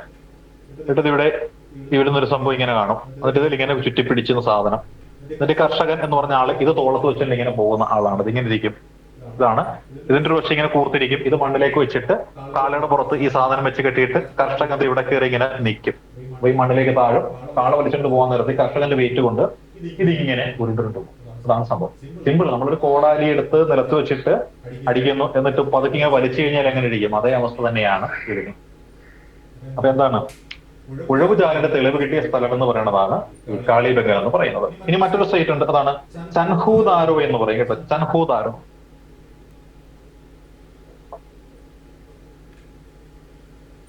ചൻഹൂദാരോ എന്ന് പറയും. ഇത്രയും മതി നമുക്ക്. കാര്യം UPSC-യുടെ നോട്ട് നമ്മളെ ഉണ്ട്, പക്ഷേ അത് ഇതിന് ആവശ്യം വരുന്നില്ല. ഇതിൽ നമ്മൾ ഡീറ്റെയിൽ ആയിട്ട് ഇന്നല്ല, ഇത് ബേസ് ആണ് പഠിക്കുന്നത്. ഇതിന് ശേഷം വന്നിട്ടുള്ള അഡ്മിനിസ്ട്രേഷൻ കാര്യങ്ങൾ കണ്ട് നമുക്ക് പുറകെ പഠിക്കാം. ഇത് എവിടെയാണ്? സിന്ധ് പ്രവിശ്യയിലാണ് സ്ഥിതി അല്ലെ. സിന്ധ്, ചൻഹൂദാരോ സ്ഥിതി ചെയ്യുന്നത് സിന്ധിലാണ്. സിന്ധിലാണ് സ്ഥിതി ചെയ്യുന്നത്. സിന്ധിലാണ് ചൻഹൂദാരോ സ്ഥിതി ചെയ്യുന്നത്. സിന്ധിലാണ് കേട്ടോ. ഇവിടുത്തെ പ്രത്യേകത എന്തെന്നറിയാവോ? നമ്മൾ നേരത്തെ പറഞ്ഞില്ലേ, ഇങ്ങനെ ഒരു ടൗൺ ഉണ്ടാവും, കോട്ട കെട്ടി തിരിച്ചത്. ഇതിനെ നമ്മൾ വിളിക്കുന്ന പേര് സിറ്റേഡൽ എന്ന് വിളിക്കും. ഈ സിറ്റേഡലിന് പുറത്ത് കോമൺ പീപ്പിൾ ഉണ്ടാവും, സാധാരണപ്പെട്ട കർഷകരായിട്ടുള്ള ആൾക്കാരുണ്ടാകും. അത് ലോവർ ടൗൺ എന്ന് പറയും. Lower town. അപ്പൊ ആ ലോവർ ടൗണും സിറ്റേഡലും ഇല്ലാതിരുന്ന ഏക പ്രദേശം ഏതെന്ന് ചോദിച്ചാൽ അതാണ് ചൻഹൂദാരോ അല്ലെ. ഈ സിറ്റേഡൽ എന്ന് പറഞ്ഞാൽ കോട്ട കെട്ടിയ ടൗൺ ഇല്ലാതിരുന്ന പ്രദേശമാണ് ഏത്? ചൻഹൂദാരോ. പാവങ്ങളെ ഉണ്ടായിരുന്നുള്ളത്, പണക്കാരായിട്ടുള്ള ആൾക്കാരില്ലായിരുന്നതാണ് അതിൽ നിന്ന് അനുമാനിക്കുന്നത്. കാർഷിക ഗ്രാമമായിട്ടാണ് അതിനെ കണക്കാക്കുന്നത് അല്ലെ. അപ്പോൾ ഈ പറയുന്ന ഒരു പ്രദേശം ചൻഹൂദാരോ എന്ന് പറഞ്ഞ പ്രദേശം സിറ്റേഡൽ ഇല്ലായിരുന്നു. രണ്ട് ടൗണുകളുണ്ട്, ലോവർ ടൗണും അപ്പർ ടൗണും ഉണ്ട്. ഈ അപ്പർ ടൗൺ ആണ് സിറ്റേഡൽ എന്ന് പറയുന്നത്. സിറ്റേഡൽ ഇല്ലായിരുന്ന പ്രദേശമാണ് ഏത്? ചൻഹൂദാരോ എന്ന് പറയുന്നത്. ഡ്രൈനേജ് ഇല്ലായിരുന്ന പ്രദേശമാണ് നമ്മൾ പറഞ്ഞ ഏത്? കാളിബംഗൻ എന്ന് നമ്മൾ പറഞ്ഞു. പിന്നെ ഇവിടെ സ്ത്രീകളെ പ്രാധാന്യം കൊടുക്കുന്ന രണ്ട് മൂന്ന് കാര്യങ്ങൾ. മുത്തില്ലേ, മുത്ത് നിർമ്മാണം, മാലകൾ ഉണ്ടാക്കുന്ന മുത്ത്, ആ മുത്ത് നിർമ്മാണം ഇവിടെ ഉണ്ടായിരുന്നു, ചൻഹൂദാരോയിൽ ഉണ്ടായിരുന്നു. അതേപോലെ തന്നെ ഇങ്ക് പോട്ടില്ലേ, അതായത് മഷിക്കുപ്പി, ലിപ്സ്റ്റിക്ക്, ചായം തേക്കുന്നത് ലിപ്സ്റ്റിക്ക്. അപ്പൊ ലിപ്സ്റ്റിക്ക്, മുത്തുകള്, അതൊക്കെ ഉണ്ടായിരുന്ന പ്രദേശമാണ് ചൻഹൂദാരോ എന്നോർത്തേക്ക്. അത് സിന്ധിലായിരുന്നു കേട്ടോ. പിന്നെ മറ്റൊരു സൈറ്റ്, അത് പ്രധാനപ്പെട്ട ഒരു സൈറ്റാണ് രൂപാർ എന്ന് പറഞ്ഞൊരു സൈറ്റ് ഉണ്ട്. രൂപാർ. രൂപാർ എന്ന് പറഞ്ഞു കഴിഞ്ഞാൽ എന്താണെന്നറിയാവോ? അത് സ്വാതന്ത്ര്യാനന്തരം നമ്മൾ കണ്ടെത്തിയ ഒരു സൈറ്റിന്റെ പേരാണ് രൂപാർ എന്നാണ് പറയുന്നത്. ഇത് പഞ്ചാബിലെ രൂപാങ്കർ എന്ന് പറഞ്ഞൊരു ജില്ലയുണ്ട്. പഞ്ചാബിൽ, ഇന്ത്യൻ ഭാഗത്തുള്ള പഞ്ചാബിലുള്ള ഒരു രൂപാങ്കർ എന്ന് പറഞ്ഞൊരു ജില്ലയുണ്ട്. അവിടെയാണ് രൂപാർ. ആ രൂപാങ്കറിലുള്ള പ്രദേശമായതുകൊണ്ടാണ് ഇതിനെ നമ്മൾ രൂപാങ്കർ എന്ന് വിളിക്കുന്നത്. ഈ രൂപാങ്കറിൽ ഉദ്ഖനനം നടത്തിയ വ്യക്തിയാണ് YD ശർമ്മ. YD ശർമ്മ എന്ന് പറയും. രൂപാങ്കർ എന്ന സ്ഥലത്ത് പോയിട്ട് കുഴിച്ചു നോക്കിയ ആളുടെ പേരാണ് YD ശർമ്മ എന്നാണ് പറയുന്നത്. ഇതാണ് പ്രധാനപ്പെട്ട സൈറ്റുകൾ എന്ന് നമ്മൾ ഓർത്തേക്കുക കേട്ടോ. ഇവിടെ ഈ രൂപാറിൽ നിന്ന് കിട്ടിയൊരു പ്രത്യേകത എന്ന് വെച്ചാൽ അറിയാവോ? നമ്മൾ നേരത്തെ പറഞ്ഞല്ലേ, മൃഗങ്ങളെ ഇണക്കി വളർത്തുന്ന ആൾക്കാരാണെങ്കിൽ അവർ ചത്തു കഴിയുമ്പോൾ ആ മൃഗത്തെ കൂടി തല്ലിക്കുന്നതിനകത്തെന്ന് പറഞ്ഞില്ലേ, അതേപോലെ ഒരു പട്ടിക്കുഞ്ഞിനെ കൂടി തല്ലിക്കുന്ന മനുഷ്യന്റെ ഒപ്പം കുഴിച്ചിട്ടായിരുന്നു. അത് രൂപാറില്ല. അതായത് മനുഷ്യനെയും നായയെയും തമ്മിൽ അടക്കം ചെയ്ത സ്ഥലമാണ് രൂപാർ. എങ്കിൽ സ്ത്രീയെയും പുരുഷനെയും തമ്മിൽ അടക്കം ചെയ്തൊരു സ്ഥലമുണ്ട്, അതേതാണ്? അത് ലോത്തലായിരുന്നു കേട്ടോ. ലോത്തലിലാണ് സ്ത്രീയെയും പുരുഷനെയും തമ്മിൽ അടക്കം ചെയ്തത്. എന്നാൽ രൂപാറിലാണ് ഒരു പട്ടിക്കുട്ടിയെയും അതിന്റെ ഉടമസ്ഥനെയും കൂടിയിട്ട് എന്ത് ചെയ്തത്? അടിച്ചു കൊന്ന് കുഴിച്ചിട്ട് നമ്മൾ ഓർത്താലും മതി. ഇനി മറ്റൊരു ജംഗ്ഷൻ അല്ല, മറ്റൊരു സൈറ്റ് നമ്മൾ പറയുന്നത് അതിന്റെ പേര് സുത്കജൻഡോർ എന്ന് പറയും. സുത്കജൻഡോർ എന്ന് പറഞ്ഞൊരു സൈറ്റ്. കുതിരത്തല കിട്ടിയ ഒരു സൈറ്റ് ആയിട്ടാണ് കേട്ടിരിക്കുന്നത് അതിനെ കുറിച്ച്. സുത്കാജൻഡർ എന്ന് പറയും. സുത്കാജൻഡർ എന്ന് പറഞ്ഞ സൈറ്റ് ഉണ്ട് കേട്ടോ. ഇത് ബലൂചിസ്ഥാനിലാണ് കേട്ടോ. ബലൂചിസ്ഥാൻ പാകിസ്ഥാനിലാണ്. ബലൂചിസ്ഥാനിലാണ് സുത്കജൻഡോർ എന്ന് പറഞ്ഞൊരു സൈറ്റ് ഉണ്ട് കേട്ടോ. ഏറ്റവും പടിഞ്ഞാറ് ഭാഗത്തുള്ള ഒരു സൈറ്റാണ്. ഏറ്റവും പടിഞ്ഞാറ് ഭാഗത്ത് സിന്ധു നദീതട സംസ്കാരത്തിനൊരു കേന്ദ്രമുണ്ട് കേട്ടോ. ഏറ്റവും പടിഞ്ഞാറ് അറ്റം എവിടെയെന്ന് ചോദിച്ചാൽ ഇത് മക്രാൻ കോസ്റ്റ് എന്ന് പറയും. മക്രാൻ കോസ്റ്റ്, മക്രാൻ തീരം. മക്രാൻ എന്ന് പറഞ്ഞ പ്രദേശം പാകിസ്ഥാനിലാണ്. കിഴക്കൻ തീരം എന്ന് വെച്ച് കഴിഞ്ഞാല് ആലംഗീർപൂർ എന്ന് പറയും. ആലംഗീർപൂർ UP എന്ന് പറയും. വടക്ക് എവിടെയാണെന്ന് ചോദിച്ചാൽ കാശ്മീരിൽ മാണ്ട എന്നൊരു സ്ഥലമുണ്ട്. മാണ്ട എന്ന് പറയും. ഇവിടെ നോർത്തിൽ എവിടെ വെച്ചാൽ അഹമ്മദാബാദ്, നമ്മുടെ നർമ്മദ വാലി എന്ന് പറയും. നർമ്മദ നദിയുടെ വരെയാണ് ഇവിടെ ഉണ്ടായിരുന്നത്. അതായത് നമ്മുടെ ആ സിന്ധു നദിയുടെ സംസ്കാരത്തിന്റെ വ്യാപനം എവിടെ വരെയാണ്? പാകിസ്ഥാനിലെ മക്രാൻ തീരം വരെയും കിഴക്ക് UP-യിലെ ഇവിടെ നർമ്മദ വാലി വരെയുമാണ് ഈ പറയുന്നത്. ഗുജറാത്തിലെ നർമ്മദ വാലി വരെയുമാണ്. നമ്മുടെ നർമ്മദ സരോവർ ഡാമത്തിരിക്കുന്ന കേട്ടിട്ടില്ലേ? ആ പ്രദേശം നർമ്മദ സരോവർ എന്നൊക്കെ പറഞ്ഞില്ലേ, നമ്മുടെ സർദാർ സരോവർ പ്രൊജക്ട് ഒക്കെ നിൽക്കുന്ന ആ ഏരിയയുടെ അടുത്തായിട്ട് വരും ഈ പ്രദേശം എന്ന് പറയുന്നത് കേട്ടോ. ഈ സുത്കാജന്തോറിലെ പ്രത്യേകത എന്ന് വെച്ചാൽ എന്താണെന്നറിയാവോ? മനുഷ്യന്റെ ചിതാഭസ്മം, അതായത് മനുഷ്യനെ കത്തിച്ചു കളഞ്ഞിട്ട് ആ ചിതാഭസ്മം കുടത്തിനകത്താക്കി വെക്കുന്ന പരിപാടി ഉണ്ടായിരുന്ന ആൾക്കാര് സുത്കജന്തോർ എന്ന സ്ഥലത്തുള്ള ആൾക്കാര്. ചിതാഭസ്മം ലഭിച്ചിട്ടുള്ളത് സുത്കജന്തോറിൽ നിന്നാണ്, ചിതാഭസ്മം. പിന്നെ ധോളാവീര എന്ന് പറഞ്ഞൊരു സൈറ്റ് ഉണ്ട് കേട്ടോ. ധോളാവീരയുടെ പ്രത്യേകത അതൊരു ദ്വീപ് സൈറ്റ് ആയിരുന്നു, ദ്വീപായിരുന്നു. നദിയുടെ ചുറ്റും നദിയും ബാക്കി കരപ്രദേശം. ധോളാവീര ഒരു ദ്വീപായിരുന്നു, ധോളാവീര ദ്വീപായിരുന്നു എന്നും. ഇതെവിടെയായിരുന്നു? പാകിസ്ഥാനിലായിരുന്നു. പാകിസ്ഥാനല്ല, ഗുജറാത്തിലെ റാൻ ഓഫ് കച്ച്. ഗുജറാത്തിലെ റാൻ ഓഫ് കച്ചിൽ ഉണ്ടായിരുന്ന ഒരു പ്രദേശമാണ് ധോളാവീര എന്ന് പറയുന്നത്. ഗുജറാത്തിലെ റാൻ ഓഫ് കച്ച് എന്ന് പറഞ്ഞൊരു പ്രദേശമുണ്ട്. റാൻ ഓഫ് കച്ച് നമുക്കറിയാം, ഇന്ത്യയുടെയും പാകിസ്ഥാന്റെയും ബോർഡറാണ് കേട്ടോ. അപ്പൊ ധോളാവീര ആ റാൻ ഓഫ് കച്ചിലെ ചതുപ്പ് പ്രദേശത്തുള്ള ഒരു ദ്വീപിലുണ്ടായിരുന്ന സംസ്കാരമായിരുന്നു എന്നോർത്തേക്ക് കേട്ടോ. എന്തോ 2021 ധോളാവീരയാണ് യുനെസ്കോ ഹെറിറ്റേജ് സൈറ്റായിട്ട് അംഗീകരിച്ചത്. വളരെ നല്ലൊരു കറണ്ട് അഫയർ പോയിന്റാണ് കേട്ടോ. 2021 യുനെസ്കോ വേൾഡ് ഹെറിറ്റേജ് സൈറ്റായിട്ട് അംഗീകരിച്ചത് ധോളാവീര എന്ന് പറഞ്ഞൊരു സൈറ്റാണ്. നമ്മളത് കഴിഞ്ഞ തവണ പഠിച്ചതല്ല സാറേ കറണ്ട് അഫയർ? നമ്മൾ 2021-22 ടൈമിൽ നമ്മൾ കറണ്ട് അഫയേഴ്സ് കുറച്ച് നോക്കിയപ്പോൾ പഠിച്ചതാണെന്ന് തോന്നുന്നു അല്ലേ? അതെ, അന്ന് കറണ്ട് അഫയേഴ്സിന്റെ ഒരു ക്ലാസ്സിൽ നമ്മളിങ്ങനെ ചർച്ച ചെയ്തത് നമ്മൾ തമ്മിൽ സംസാരിച്ചത് ഞാൻ ഓർക്കുന്നുണ്ട്. എടുത്തതാണ് നമ്മളത്. ഇവിടെ ഹാരപ്പയിലെ ലിപിയില് ഒരു നമ്മൾ ഈ സൈറ്റ് ചൂണ്ടിക്കാണിക്കുന്ന പലകയില്ലേ, ആലപ്പുഴ 45 കിലോമീറ്റർ നമ്പറിൽ ആരോഗ്യക്കരെ, അതേപോലെ ഇവിടെ ഒരു ചൂണ്ടുപലക ഈ പറയുന്ന ഹാരപ്പൻ ലിപിയിൽ ഉപയോഗിച്ചിട്ടുണ്ട്. ഈ ഹാരപ്പൻ ലിപി എന്താണ് എന്ന് ചോദിച്ചാൽ പല പേരുകളാണ് പറയുന്നത് അല്ലെ. അതിന് ബോസ്റ്റോഫ്രോഡൻ എന്ന് പറയുന്നത്, ബോസ്ട്രോഫ്രോഡൻ എന്ന പേരിലാണ് പറയുന്നത്. എന്ന് വെച്ചാൽ എന്താണ്? ഇതുവരെ നിർവചിക്കപ്പെട്ട സാധനമാണ്. ബോസ്റ്റോഫ്രോഡോ എന്ന പേരിലാണ് അത് അറിയപ്പെടുന്നത്. അത് നിർവചിക്കപ്പെട്ടിട്ടില്ല. അത് എങ്ങനെയാണ് എന്ന് ചോദിച്ചാൽ വളരെ രസകരമാണ്. അറബി എന്ന രീതിയിൽ ഇവിടെ വലതുവശത്ത് നേരെ ഇങ്ങോട്ടേക്ക് ആരംഭിക്കും, ഇവിടെ വന്നു കഴിഞ്ഞിട്ട് പിന്നെ ഇങ്ങോട്ടേക്ക് ആരംഭിക്കും, പിന്നെ ഇവിടെ വന്നിട്ട് ഇങ്ങോട്ടേക്ക് ആരംഭിക്കും, പിന്നെ ഇവിടെ വന്നിട്ട് ഇങ്ങോട്ടേക്ക് ആരംഭിക്കും. അതായത് അറബിയാണോ എന്ന് ചോദിച്ചാല് അറബിയല്ല, സംസ്കൃതമാണോ ചോദിച്ചാൽ സംസ്കൃതമല്ല. ചിലക്ക് ചില ചിത്രങ്ങളും പുസ്തകങ്ങളും ഒക്കെ ഉണ്ട് താനും. ആർക്കും ഇതുവരെ വായിച്ചെടുക്കാൻ സാധിച്ചിട്ടില്ല. ഇതിനെക്കുറിച്ച് ഗവേഷണം നടത്തിയ ഒരു വ്യക്തിയുണ്ട്. അദ്ദേഹത്തിന്റെ പേര് ഐരാവതം മഹാദേവൻ. നല്ല പേര്, ഓർക്കാൻ വളരെ എളുപ്പമാണ്. ഐരാവതം മഹാദേവൻ. ഏത്? നമ്മുടെ ഈ സിന്ധു നദീതട സംസ്കാര കാലഘട്ടത്തിലെ ലിപിയെ കുറിച്ച് പഠിക്കാൻ ഗവേഷണം നടത്തിയ വ്യക്തിയുടെ പേര് ഐരാവതം മഹാദേവൻ എന്നായിരുന്നു കേട്ടോ.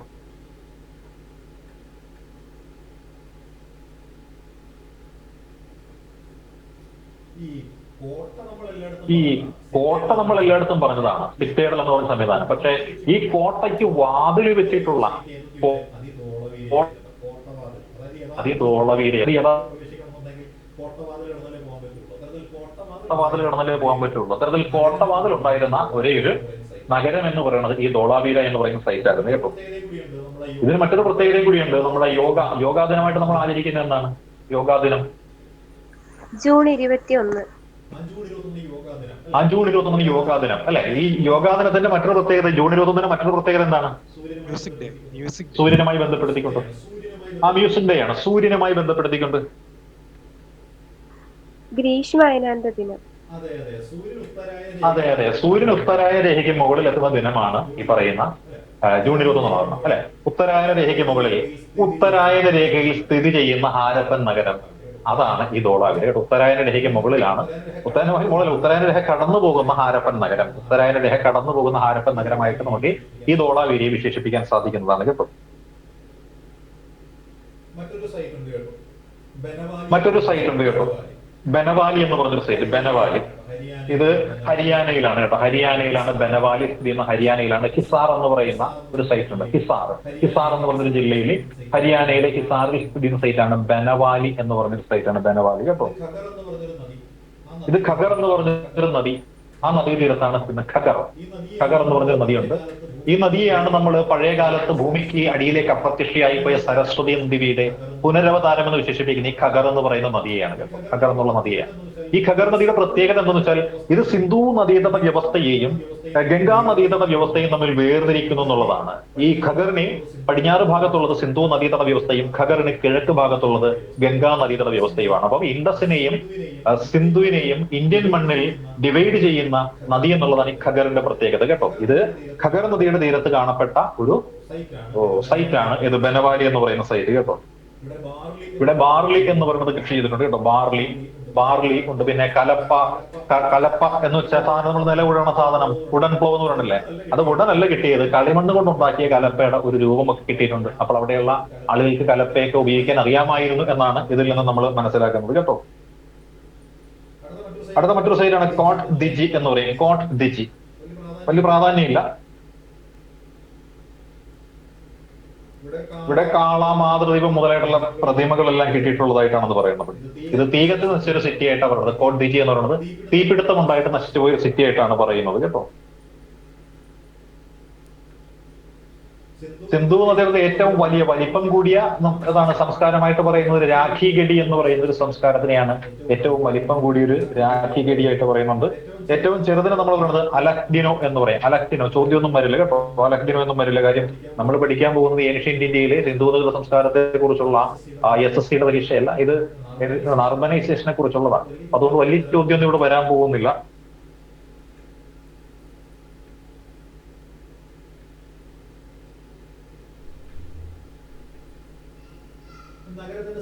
നഗരത്തിന്റെ സവിശേഷതകൾ നമ്മൾ നേരത്തെ പറഞ്ഞ കാര്യങ്ങൾ ഒന്നുകൂടി നമുക്കൊന്ന് റിമൈൻഡ് ചെയ്ത് പോയേക്കാം കേട്ടോ. നഗരത്തിന്റെ സവിശേഷതകളാണ്. അതായത് ചുടുകട്ടകൾ നമ്മൾ പറഞ്ഞില്ലേ, തീയിൽ ചുട്ടെടുത്ത കട്ടകൾ കൊണ്ടാണ് ഇവർ. അതുപോലെ ആസൂത്ര ടൗൺ പ്ലാനിംഗ് ഉണ്ടായിരുന്നു ഇവർക്ക്. അതായത് എവിടെ ആളുകൾ താമസിക്കണം, എവിടെ സ്നാനഘട്ടം വരണം, എവിടെ ഗ്രാനർ വരണം, എവിടെ സെമിത്തേരി വരണം, എവിടെ ഒഴുക്കുചാൽ വരണം, എവിടെ റോഡുകൾ വേണം, എവിടെ കൃഷിസ്ഥലം വരണം, ഇതെല്ലാം നല്ല പ്ലാൻഡ് ആയിരുന്നു. അപ്പം ആസൂത്രിതം, നഗരാസൂത്രിതം ഇവർക്ക് നല്ല പെർഫെക്റ്റ് ആയിട്ടുണ്ടായിരുന്നു അല്ലെ. അതായത് ഉദാഹരണമായിട്ട് പറയുന്ന മലിനജലം ഒഴുകി പോകാനായിട്ടുള്ള ഓടകൾ, സഞ്ചരിക്കാനുള്ള റോഡുകൾ, വീടുകള്, അടുക്കളകൾ, ഇതൊക്കെ അതിന്റെ തെളിവായിട്ടാണ് പറയുന്നത്. റോഡുകൾ നമ്മൾ നേരത്തെ പറഞ്ഞ 90 ഡിഗ്രിയിലായിരുന്നു.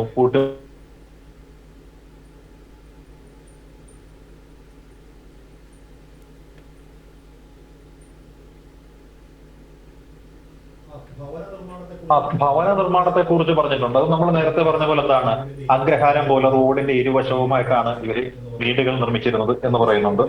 വ്യത്യസ്ത ഘടനയിലായിരുന്നു വീടുകൾ. ചിലത് ഒറ്റമുറിയാണെങ്കിൽ ചിലത് ഒരുപാട് മുറികൾ കാണും അല്ലെ. പാവപ്പെട്ട ആളുകൾ കാണും, പണക്കാര് കാണും, കൂടുതൽ അംഗങ്ങളുള്ള വീടുകൾ കാണും, അംഗങ്ങൾ കുറവുള്ള വീടുകൾ കാണും. അതിന് ബേസ് ചെയ്തിട്ട് റോഡുകൾ എന്ന് പറയുന്നതിന്റെ ഇരുവശങ്ങളിലുമായിട്ട് വീടുകൾ നിർമ്മിച്ചിരുന്നു. ഒറ്റമുറി ഉണ്ടായിരുന്നു, അതുപോലെ തന്നെ കൂടുതൽ മുറികളുള്ളതും ഉണ്ടായിരുന്നു കേട്ടോ.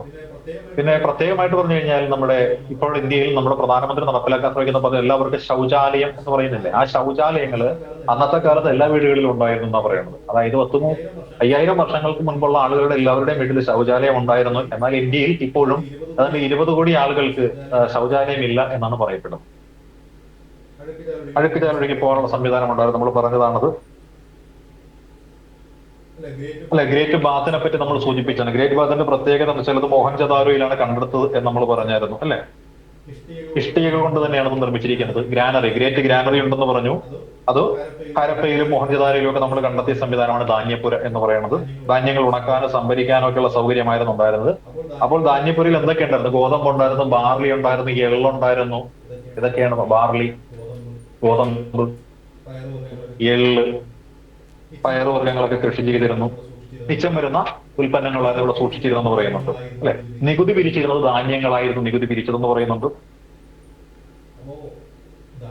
അപ്പോ ധാന്യപ്പുര വരുമ്പോ നമ്മളൊരു കാര്യം ഓർക്കണം. ധാന്യപ്പുര എന്തുകൊണ്ടാണ് വരുന്നത്? ക്ഷാമം എന്ന് പറഞ്ഞൊരു സംവിധാനം ഉണ്ടായി കഴിഞ്ഞാല് ആ ക്ഷാമകാലത്ത് ഉപയോഗിക്കാൻ വേണ്ടിയിട്ടാണ് ധാന്യങ്ങൾ സംഭരിച്ചു വയ്ക്കുന്നത് എന്ന് പറയുമ്പോൾ ദീർഘവീക്ഷണമുള്ള കാഴ്ചപ്പാടുള്ള ഒരു സംഘം അവിടെ ഉണ്ടായിരുന്നു നമ്മൾ ഓർക്കണം. നമ്മളിപ്പോൾ ഓർക്കുക, നമുക്ക് റേഷൻ കടകളിൽ നിന്ന് അരി കിട്ടുന്നില്ല. റേഷൻ കടകളിൽ നിന്ന് അരി കിട്ടുന്നുണ്ടല്ലോ. ഇതിന്റെ പ്രത്യേകത എന്തെന്നറിയോ? നമ്മുടെ രാജ്യത്ത് ക്ഷാമം ഏത് സമയത്തും വരാം. അത് മുന്നിൽ കണ്ടുകൊണ്ട് അരി ഇന്ത്യയിലെ ജനങ്ങൾക്ക് പട്ടിണി കൂടാതെ കഴിയാനായിട്ടുള്ള 10 കൊല്ലത്തേക്കുള്ള അരി എന്ന് പറയുന്നത് എന്ത് ചെയ്യുന്നു? അരി മാത്രമല്ല, മുമ്പ് മറ്റു ചില സാധനം 10 കൊല്ലത്തേക്കുള്ള നമ്മൾ സംഭരിച്ചു വെച്ചിട്ടുണ്ട്. വരൾച്ച ഉണ്ടായി കഴിഞ്ഞാൽ ഉപയോഗിക്കാൻ വേണ്ടിയിട്ടാണ്. അപ്പൊ അങ്ങനെ 10 കൊല്ലത്തേക്കുള്ള സംവിധാനം നമ്മൾ ഫുഡ് കോർപ്പറേഷൻ ഓഫ് ഇന്ത്യയുടെ ഗോഡൌണുകളിലാണ് നമ്മൾ സൂക്ഷിച്ചു വെക്കുന്നത്. എന്നിട്ട് ഈ ഫുഡ് കോർപ്പറേഷൻ ഓഫ് ഇന്ത്യയിലെ ഗോഡൌണുകളിൽ നിന്നും എന്ത് ചെയ്യുന്നു? നമ്മൾ ഈ 10 കൊല്ലം കഴിയാൻ നേരത്ത് മിച്ചം വരുന്ന സാധനങ്ങൾ കൊണ്ടുപോയിട്ട് കടലിൽ നശിപ്പിച്ചു കളയും. കടലിൽ കൊണ്ടുപോയിട്ട് എന്ത് ചെയ്യുന്നു? നമ്മൾ നശിപ്പിക്കുന്നു. ആ നശിപ്പിക്കുന്ന സാധനം നമ്മൾ ഉപയോഗിക്കുന്നത് അത് കടലിൽ കൊണ്ടുപോയി കളയുകയാണ്. എന്നാൽ 8-9 കൊല്ലങ്ങൾ പഴക്കമുള്ളത്, അതായത് 10ാമത്തെ കൊല്ലം എന്ന് പറയാൻ നേരത്ത് നമ്മൾ നോക്കുക, അതായത് 10 കൊല്ലത്തേക്കാണ് സംഭരിച്ചു. അപ്പൊ 1ാമത്തെ കൊല്ലം നമ്മൾ ഒരു 200 ചാക്ക് സംഭരിച്ചെന്ന് നോക്കുക. 2ാമത്തെ കൊല്ലം ഈ 200 എന്ന് പറയുന്നത് ഉണ്ടാകുമല്ലോ. അത് 10ാമത്തെ കൊല്ലവും ഈ 200 എന്ന് പറഞ്ഞ ക്രമത്തിലേക്ക് എത്തും. അപ്പോഴും ക്ഷാമം ഉണ്ടായാലും ഈ 200 കൊണ്ടുപോയി കടലിൽ കളയും. കുറച്ചു കാലം കഴിയപ്പോൾ എന്ത് ചെയ്യാൻ തുടങ്ങി? ഈ 5-ാമത്തെ കൊല്ലം എത്തിക്കഴിയാൻ നേരത്ത് ഈ 200-ൽ നിന്ന് എന്ത് ചെയ്യുന്നു? ഒരു 100 എടുത്തിട്ട് റേഷൻ കടകൾക്ക് കൊടുക്കും. ആ റേഷൻ കടകൾക്ക് കൊടുക്കുന്ന സാധനമാണ് നമ്മൾ കഴിക്കുന്ന അരികൾ എന്ന് പറയുന്നത്. അതായത് അവസാന കാലങ്ങളിൽ കുറച്ച് ഇങ്ങനെ അവസാനത്തെ കടലിൽ കൊണ്ട് കളയാൻ കുറച്ചേ കാണാവുള്ളൂ. അപ്പൊ 7-ാമത്തെ 8-ാമത്തെ 9-ാമത്തെയും 10-ാമത്തെയും വർഷം എന്ന് പറയാൻ നേരത്ത് കൊണ്ടുപോയി കളയേണ്ട സാധനത്തിന്റെ അളവ് പതുക്കെ കുറയും. ആദ്യ കാലങ്ങളിൽ നമ്മൾ കൂടുതൽ സൂക്ഷിക്കരുത്. അങ്ങനെ റേഷൻ കടകൾ വഴിയാണ് ഈ പറയുന്ന സാധനങ്ങൾ സംഭരിച്ചു വെച്ചിരിക്കുന്ന അരികൾ വീണ്ടും എന്ത് ചെയ്യുന്നത്? തരുന്നത്. കടലിൽ കൊണ്ട് കളയാൻ കഴിയുക. ക്ഷാമം ഉണ്ടാകുമ്പോൾ ഉപയോഗിക്കാൻ പറ്റിയിരിക്കുന്ന സാധനം. പണ്ടത്തെ കാലത്ത് റേഷൻ കടയിലെ അരി കഴുകാനെടുത്തപ്പം ഭയങ്കര മണം എന്നൊക്കെ പറഞ്ഞുകൊണ്ടുള്ള പാട്ടൊക്കെ ഉണ്ടായിരുന്നല്ലോ അല്ലെ? സ്പെഷ്യലൈസ് സ്വല്പം അരി കിട്ടി ഓണം നാളിൽ കഴുകാനെടുത്തപ്പം മണമടിച്ചു ഇറങ്ങിപ്പോയി എന്നൊക്കെ പറഞ്ഞുകൊണ്ട് പണ്ട് ദിലീപിന്റെയും നാദർഷായുടെയും ഒക്കെ ദേ മാവേലി കൊമ്പത്ത് അല്ലെങ്കിൽ ഓണത്തിനടക്ക് പൂട്ടുകച്ചവടം എന്നൊക്കെ പറഞ്ഞിട്ടുള്ള പാരഡി കാസറ്റുകളൊക്കെ ഒരു 10-20 കൊല്ലങ്ങൾക്ക് മുമ്പ് ഇറങ്ങുമായിരുന്നു ഞങ്ങളുടെയൊക്കെ ചെറുപ്പകാലത്ത്. ഇപ്പോഴെല്ലാം നമ്മൾ സ്കിറ്റുകൾ, കോമഡി സ്കിറ്റുകൾ ഫോണിൽ കാണുന്നത്. പണ്ടൊന്നുമില്ല. പണ്ടിങ്ങനെ ഈ വിരലിട്ട് ചുറ്റിത്തിരിക്കുന്ന കാസറ്റുകൾ ഉണ്ടായിരുന്നല്ലോ. അതിനകത്ത് ഈ നാദർഷയുടെയും ദിലീപിന്റെയൊക്കെ കോമഡി പാട്ടൊക്കെ ഉണ്ടായിരുന്നു. അപ്പൊ അതില് അന്ന് അവര് ഇറങ്ങിയ ഇതാണ് പാട്ടുകളൊക്കെ ഉണ്ടല്ലോ. അതിന്റെ പാരഡി പാട്ടൊക്കെ ഉണ്ടായി. ഓണം നാളിൽ അരി കിട്ടിയപ്പോ അത് കഴുകാനെടുത്തപ്പോൾ ബോധം കിട്ടുപോയെന്നുണ്ട്. അതായത് റേഷൻ കിട്ടുന്ന അരിയില് പല്ലി ചത്ത് കിടന്നു, എലി ചത്ത് കിടന്നു എന്നൊക്കെ പറഞ്ഞ വാർത്തകളൊക്കെ അന്ന് പ്രധാനമായിരുന്നു. ഇപ്പൊ വലിയ മാറ്റമൊന്നുമില്ല. ഇപ്പൊ എന്താണ് ഈ 10-ാമത്തെ കൊല്ലത്തോ എല്ലാം നമുക്കത് സാധനം തരുന്നത് എന്നാ പറയും. അപ്പൊ അങ്ങനെയുള്ള ധാന്യപ്പുരം ഇതിന്റെ തെളിവ് നമുക്ക് അവിടുന്ന് കിട്ടും.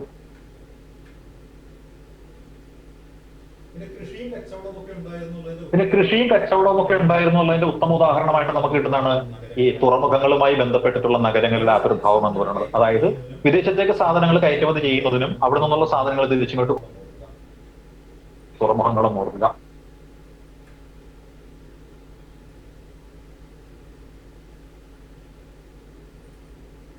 ഇണക്കി വളർത്തിയിരുന്ന മൃഗങ്ങളെ പറ്റി പറഞ്ഞ കാള, ആട്, പന്നി, ആട്, ചെമ്മരിയാടിനെയൊക്കെ ഇവര് ഇണക്കി വളർത്തിയിരുന്നു എന്ന് പറയും. കാളയും ആടിനെയും ചെമ്മരിയാടിനെയും ഒക്കെ ഇവര് ഇണക്കി വളർത്തിയിരുന്നു എന്ന് പറയപ്പെടുന്നുണ്ട്. ചെമ്മരിയാടിനെയും ഒക്കെ ഇവര് ഇണക്കി വളർത്തിയിരുന്നു എന്ന് പറയപ്പെടുന്നുണ്ട്. ഗോതമ്പും ബാർലിയും ഇണക്കി വളർത്തിയിരുന്നതായിട്ട് പറയപ്പെടുന്നുണ്ട്. അളവ് തൂക്ക ഉപകരണങ്ങൾ ഇവിടെ ഉണ്ടായിരുന്ന പറഞ്ഞാൽ അളവ് തൂക്ക സാധനങ്ങൾ തൂക്കിക്കൊടുക്കാനായിട്ട് അളവ് തൂക്കങ്ങൾ ഉപയോഗിച്ചിരുന്നു എന്നാ പറയുന്നത്. അന്ന് ഉപയോഗിച്ചിരുന്ന എന്ന് വെച്ചാൽ 16-ന്റെ ഗുണിതങ്ങളാണ് ഉപയോഗിച്ചിട്ടുള്ളത്. 16 ഈ 16 നമ്മൾ 1 കിലോ ആയിട്ട് കണക്കാക്കും. 1 കിലോ 16 ആണ്. അപ്പൊ 2 കിലോ എന്ന് വെച്ചാൽ 16 + 16 ഇപ്പൊ 2 16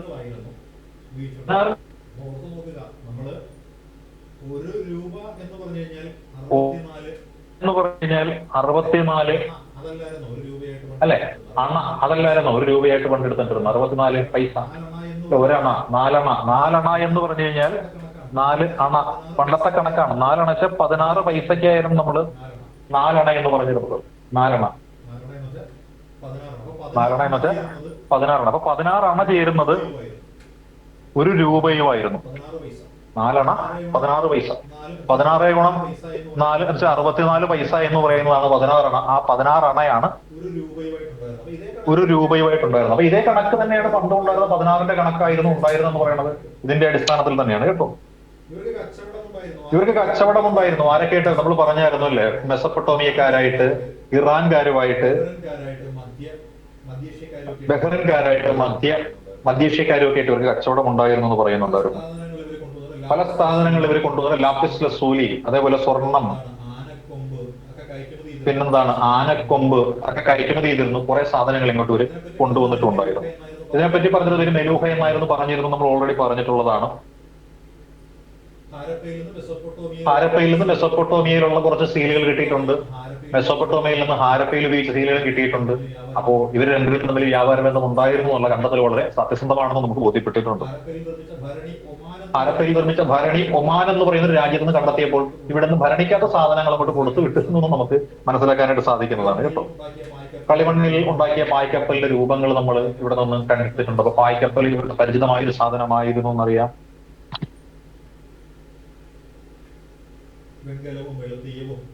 വെങ്കലവും വെളുത്തീയവും നമ്മൾ നേരത്തെ പറഞ്ഞ ലോഹങ്ങളൊക്കെ ഇവർ ഉപയോഗിച്ചിരുന്നു. അതിന് ലോഹങ്ങൾ ഉപയോഗിച്ചുകൊണ്ട് ആഭരണങ്ങളൊക്കെ ഇവർ നിർമ്മിച്ചിരുന്ന ആളുകളായിരുന്നു. വെങ്കലത്തിന്റെ ഉപയോഗമുള്ളത് കൊണ്ട് ഈ പറയുന്ന ഹാരപ്പൻ സംസ്കാരത്തിന് മറ്റൊരു പേര് വിളിച്ചത് വെങ്കല സംസ്കാരം എന്ന പേരിൽ അറിയപ്പെട്ടത് ഹാരപ്പൻ സംസ്കാരമായി. എന്തുകൊണ്ട് വെച്ചാൽ വെങ്കലം ഇവർക്ക് അറിവുള്ള ഒരു ലോഹമായതിനാൽ വെങ്കല സംസ്കാരം എന്നും വിളിച്ചു. വെങ്കലം മാത്രം അറിവുള്ളായിരുന്നു, ഇരുമ്പ് അറിയില്ലായിരുന്നു. അതുകൊണ്ടാണ് ഈ പാവങ്ങൾ ആര്യന്മാര് കറുത്ത ഇരുമ്പ്, ശ്യാമ ആയാസും കൃഷ്ണ ആയാസും കൃഷ്ണ ആയാസ് എന്നൊക്കെ അറിയപ്പെടുന്ന ആ ഇരുമ്പ് അത് ഉപയോഗിച്ചുകൊണ്ട് ആയുധങ്ങൾ ഉണ്ടാക്കി ആര്യന്മാരിൽ നിന്ന് തീർത്തുപോയത് അങ്ങനെയാണ്. ഉണ്ടായിരുന്നു കേട്ടോ. ഇരുമ്പ് രണ്ടുതരം ഉണ്ടായിരുന്നു, ശ്യാം. പാത്രങ്ങൾ ഉണ്ടാക്കുന്നവർക്ക് ഏറ്റവും പ്രധാനപ്പെട്ട പിന്നെ മൺപാത്രങ്ങൾ ഉണ്ടാക്കുന്നവർക്ക് അല്ലെ, ഏറ്റവും പ്രധാനപ്പെട്ടത് മൺപാത്രങ്ങളാണ്. അതായത് ചിത്രപ്പണികൾ ചെയ്ത മൺപാത്രങ്ങൾ ഇവിടെ ഉണ്ടായിരുന്നു. പെയിന്റ് അടിച്ചു വെച്ച പോട്ടറീസ്, പല കാലഘട്ടങ്ങളിലുള്ള പോട്ടറികൾ ഉണ്ടായിരുന്നു. പോട്ടറികൾ നമ്മൾ കണ്ടു കാണും കുടങ്ങളിൽ. ഈ പഴയ ശ്രീകൃഷ്ണ സീരിയലൊക്കെ കാണാൻ നേരത്ത് കണ്ടിട്ടില്ല, നല്ല ചിത്രപ്പണി ചെയ്ത കുടങ്ങൾ കണ്ടിട്ടില്ലേ? ആ അത്തരത്തിലുള്ള കുടങ്ങളൊക്കെ ഈ ഉണ്ടായിരുന്നു എന്നാണ് പറയുന്നത്. ഇനി ഇവരുടെ വിശ്വാസ രീതി എന്നൊന്നായിട്ട് നോക്കിയേക്കട്ടെ. ഇവർ ആരാധിച്ചിരുന്ന മാതൃദേവതകളെയാണ്, മദർ ഗോഡസിനെ ഇവര് ആരാധിച്ചിട്ടുണ്ടായിരുന്നു. സ്ത്രീരൂപങ്ങള് ധാരാളം കളിമണ്ണിൽ തീർന്ന് ധാരാളം സ്ത്രീരൂപങ്ങൾ കിട്ടിയിട്ടുണ്ട്. അതുകൊണ്ടാണ് പറയുന്നത് ഇവര് മദർ ഗോഡുകളെയാണ്, അമ്മ ദൈവങ്ങളെയാണ് ആരാധിച്ചിരുന്നത് എന്ന് പറയുന്നത്. അതുകൊണ്ടാണ് കേട്ടോ. മണ്ണിന്റെ ഫലഭൂഷിത വിളവ് അത് നല്ല വിളവ് കിട്ടാനും കൃഷി കിട്ടാനും കൃഷി വന്യമൃഗങ്ങളും നശിപ്പിക്കാതിരിക്കാനും ഒക്കെ ആയിട്ടാണ് ഇവര് ആരാധന നടത്തിയിരുന്നത് എന്നാണ് പറയപ്പെടുന്നത്. മൃഗങ്ങളെയും വൃക്ഷങ്ങളെയും ഒക്കെ ഇവർ ആരാധിച്ചിരുന്നു. ആൽമരത്തെ ആരാധിച്ചിരുന്നു, കാളയെ ആരാധിച്ചിരുന്നു എന്നുള്ളതൊക്കെ ആ സീൽ കിട്ടുമ്പോൾ നമുക്ക് പറയാൻ പറ്റുന്നതാണ് കേട്ടോ. ശിവനോട് സാമ്യമുള്ള ദൈവത്തെ ആരാധിച്ചെന്ന് പറയുന്നത് പശുപതി മഹാദേവൻ എന്ന് പറയുന്ന ദൈവത്തെയാണ് ഇവർ ആരാധിച്ചിരുന്നത് എന്ന് നമ്മൾ പറഞ്ഞതാണ്. ഈ പശുപതി മഹാദേവന്റെ മുദ്രയുള്ള സീൽ കണ്ടെത്തിയത് മോഹൻജുദാരോയിൽ നിന്നായിരുന്നു കേട്ടോ. മോഹൻജുദാരോയിൽ നിന്നാണ് അത് കണ്ടെത്തിയത്. പിന്നെ ഇവരുടെ ആരാധനാമൂർത്തികൾ ആൽമരം ഉണ്ടായിരുന്നു, നമ്മുടെ ഇന്നത്തെ ശിവലിംഗം ഉണ്ടായിരുന്നു, പിന്നെ കാള, നന്ദികേശൻ എന്ന് പറഞ്ഞ കാള ഉണ്ടായിരുന്നു, അതുപോലെ സർപ്പം അല്ലെ, ശിവന്റെ കഴുത്തേക്ക് കിടക്കുന്ന സർപ്പം ഉണ്ടായിരുന്നു, പിന്നെ പ്രാവ് ഉണ്ടായിരുന്നു, പ്രാവ്. സാങ്കല്പിക മൃഗമായിട്ട് യൂണിക്കോണിനെ ആരാധിച്ചിരുന്നു എന്ന് പറയപ്പെടുന്ന തെളിവുകളൊന്നുമില്ല കേട്ടോ.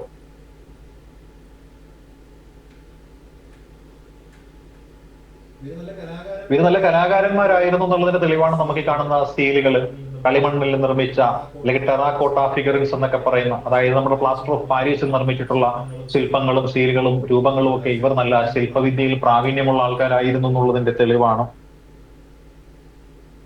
ആനക്കൊമ്പിലേക്ക് ഇവർ ചിത്രങ്ങളൊക്കെ തീർത്ത് വെച്ചിട്ടുള്ള ആൾക്കാരായിരുന്നു. ഇവരുടെ ലിപി എന്ന് പറയുന്നത് ചിത്രങ്ങളുള്ള ലിപിയാണ്. അതിന് നമ്മൾ പിക്ടോഗ്രാഫിക് ലിപി എന്നാണ് പറയുന്നത് അല്ലെ. ഇതിന് വിളിക്കുന്ന പേരെന്താണ്?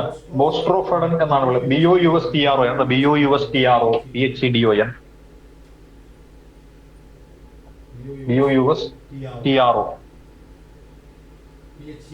PHEDON ബോസ്ട്രോഫഡൻ എന്ന പേരിൽ അറിയപ്പെടുന്നത് കേട്ടോ ഇത്. അതായത് അങ്ങനെ ഒരു പേരെ വിളിക്കണത് നമ്മൾ നേരത്തെ കാണിച്ചില്ലേ, ഈ വലതുവശത്ത് നിന്ന് ഇടത്തേക്ക് പോകും, അവിടുന്ന് പിന്നെ താഴത്തേക്ക് വീണ്ടും വലത്തേക്ക് പോകും. ആദ്യം അറബിക് രീതിയിലും പിന്നീട് നമ്മൾ വായിക്കുന്ന രീതിയിലുമായിട്ട് വരുന്ന ഒരു വ്യത്യസ്തമായ രീതിയാണ്. ഇപ്പോഴും വായിച്ചെടുക്കാൻ സാധിച്ചിട്ടില്ല. നമ്മൾ ഐരാവത മഹാദേവൻ ഒരുപാട് പണി നടന്നിട്ടില്ല കേട്ടോ. ഇവരുടെ തകർച്ചയുടെ കാരണങ്ങളായിട്ട് പറയുന്ന വെള്ളപ്പൊക്കം ഉണ്ടായിട്ടാണ് തകർന്നു പോയതെന്ന് പറയുന്നുണ്ട്.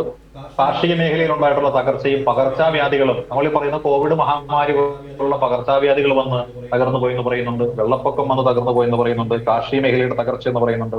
പ്രകൃതി ദുരന്തങ്ങൾ, ഇടിനാശവും വെള്ളപ്പൊക്കവും അല്ലെങ്കിൽ എന്താണ് മണ്ണിടിച്ചിലും ഒക്കെ ഉണ്ടായിട്ടാണ് തകർന്നു പോയത് എന്ന് പറയുന്നുണ്ട്. അങ്ങനെ അഭിപ്രായപ്പെട്ടത് GF ഡെയിൽസ് എന്ന് പറഞ്ഞൊരു വ്യക്തിയാണ്. ഇടിനാശം, വെള്ളപ്പൊക്കം, മിന്നൽ അങ്ങനെയൊക്കെ നശിച്ചുപോയി എന്ന് പറയുന്ന GS ഡെയിൽസ് എന്ന് പറയുന്ന ഒരാളാണ്. അതുപോലെ ആര്യന്മാർ വന്ന് മുച്ചൂടും മുടിപ്പിച്ചിട്ട് പോയതാണ് എന്ന് മോർട്ടീമർ വീലർ എന്ന് പറയുന്ന ഒരു പണ്ഡിതർ പറയുന്നുണ്ട്. അതേപോലെ ജോൺ മാർഷലും HT ലാംബ്രിക്കും ഒക്കെ പറയുന്നത് സിന്ധു നദി ഗതിമാറി ഒഴുകിയപ്പോൾ പോയതാണ്. അതിനാണ് കൂടുതൽ വാദഗതികൾ വന്നിട്ടുള്ളത്. സിന്ധു നദി ഗതിമാറി ഒഴുകിയപ്പോൾ ഹരപ്പൻ സംസ്കാരം തകർന്നുപോയി എന്ന് പറഞ്ഞത് മാർഷലും അതേപോലെ തന്നെ ലാംബ്രിക്കും മക്കയുമാണ് പറഞ്ഞിരിക്കുന്നത്. മോർട്ടീമർ വീലർ പറഞ്ഞത് ആര്യന്മാര് വന്ന് അടിച്ചിട്ട് പോയതാണ് എന്ന് പറഞ്ഞു. പിന്നെ GF ഡെയിൽസ് പറഞ്ഞത് പ്രകൃതി ദുരന്തങ്ങളാണ് തകർച്ചയ്ക്ക് കാരണമെന്നും പറഞ്ഞു കേട്ടോ.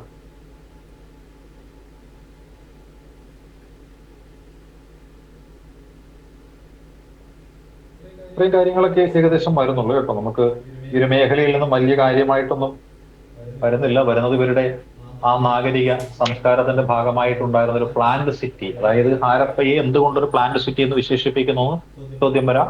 എന്നിട്ട് അവിടെ ഓരോരോ പ്രദേശങ്ങളിൽ അല്ലെങ്കിൽ നമ്മൾ പറഞ്ഞിട്ടുള്ള സംവിധാനങ്ങളുണ്ടല്ലോ, ആ സംവിധാനങ്ങൾ അവിടെ പ്രധാനമായിട്ട് വരാം. അതായത് അളവ് തൂക്ക സമ്പ്രദായത്തെ കുറിച്ച് ഒന്നറിയുക, അതേപോലെ ടൗൺ പ്ലാനിങ്ങിനെ കുറിച്ച് അറിയുക, റോഡുകൾ എങ്ങനെയായിരുന്നു, പല കാര്യങ്ങൾ എങ്ങനെയായിരുന്നു എന്നൊക്കെ വരാം. അപ്പോൾ ഇതാണ് നമ്മുടെ അർബൻ ഗവേണൻസ് എന്ന് പറയുന്നതുമായി ബന്ധപ്പെട്ട്. പിന്നെ ഒരു പ്രധാനപ്പെട്ട കാര്യം, ഇവിടെ ആരായിരുന്നു ഭരിച്ചിരുന്നത് എന്ന് ചിലപ്പോൾ ഒരു ചോദ്യം വരാം. ഭരിച്ചിരുന്നത് ആര് എന്ന് ചോദിച്ചാൽ അത് രാജാക്കന്മാര് ഭരിച്ചിരുന്ന ഒരു ഭരണമായിരുന്നില്ല, പുരോഹിതന്മാരും ഭരിച്ചിരുന്ന ഒരു ഭരണമായിരുന്നില്ല. ഇവിടെ പൊതുവെ ഭരണം നടത്തിയിരുന്നത് മർച്ചന്റ് ക്ലാസ് എന്നാണ് അറിയപ്പെടുന്നത്. മർച്ചന്റ് ക്ലാസ്, വ്യാപാരികളായിരുന്നു ഈ പറയുന്ന ഭരണം നടത്തിയിരുന്നത്. വ്യാപാരികൾ എന്ന് വെച്ചാൽ സമാധാന തൽപരരായിട്ടുള്ള ആൾക്കാരാണ്.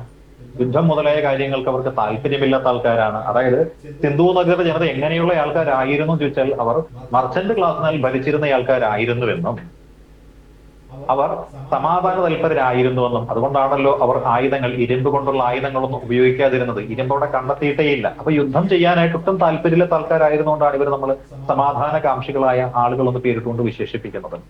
നമ്മുടെ പഠനങ്ങൾ ഇങ്ങനെ ലോജിക്കലി ചിന്തിച്ച് നമ്മൾ അല്പം മുന്നോട്ട് പോയി കഴിഞ്ഞാൽ നമുക്ക് വളരെ ഈസി ആയിരിക്കും. നമ്മൾ ഫാക്ട് മാത്രം പഠിച്ചു പോവുക എന്ന് പറയുന്നത് ഇന്നത്തെ കാലത്ത് ബുദ്ധിമുട്ടായിരിക്കും. നമ്മൾ കണക്ട് ചെയ്ത് പോകുന്നതായിരിക്കും ഏറ്റവും ഉത്തമം കേട്ടോ. അപ്പോൾ നമ്മുടെ അർബൻ ഗവേണൻസിന്റെ ക്ലാസ്സിലേക്ക് നമുക്കിനി കടക്കാം. ഇതിന്റെ ഇൻട്രൊഡക്ഷൻ മാത്രമായിരുന്നു. കഴിഞ്ഞ ക്ലാസ്സിൽ നമ്മൾ ഇതേപോലെ പഠിപ്പിച്ചു പോകാനായിട്ടായിരുന്നു ഉദ്ദേശിച്ചിരുന്നത്. പക്ഷേ നമ്മുടെ അടിസ്ഥാന സൗകര്യ ലഭ്യതയ്ക്ക് സമയത്ത് എന്താണ് തടസ്സം നേരിട്ടതുകൊണ്ട് നമുക്ക് അത് കംപ്ലീറ്റ് ചെയ്യാനായിട്ട് സാധിച്ചില്ല. അത് ഇടയ്ക്ക് വെച്ച് മുടങ്ങിപ്പോയായിരുന്നു. അതുകൊണ്ട് അത് നമ്മൾ വീണ്ടും ഒന്നുകൂടി ഇങ്ങോട്ട് എടുത്ത് പോകുന്നതേ ഉള്ളൂ. കഴിഞ്ഞ ക്ലാസ്സിൽ നമ്മൾ പറഞ്ഞ കാര്യങ്ങളുടെ കുറച്ചുകൂടി ഡീറ്റെയിൽ ആയിട്ട് നമ്മളിപ്പോൾ ഇത് പറഞ്ഞിരിക്കുന്നത്. നമുക്ക് ഇന്നത്തെ ക്ലാസ് നമുക്ക് ഇവിടെ നിർത്താം കേട്ടോ. Okay, good night.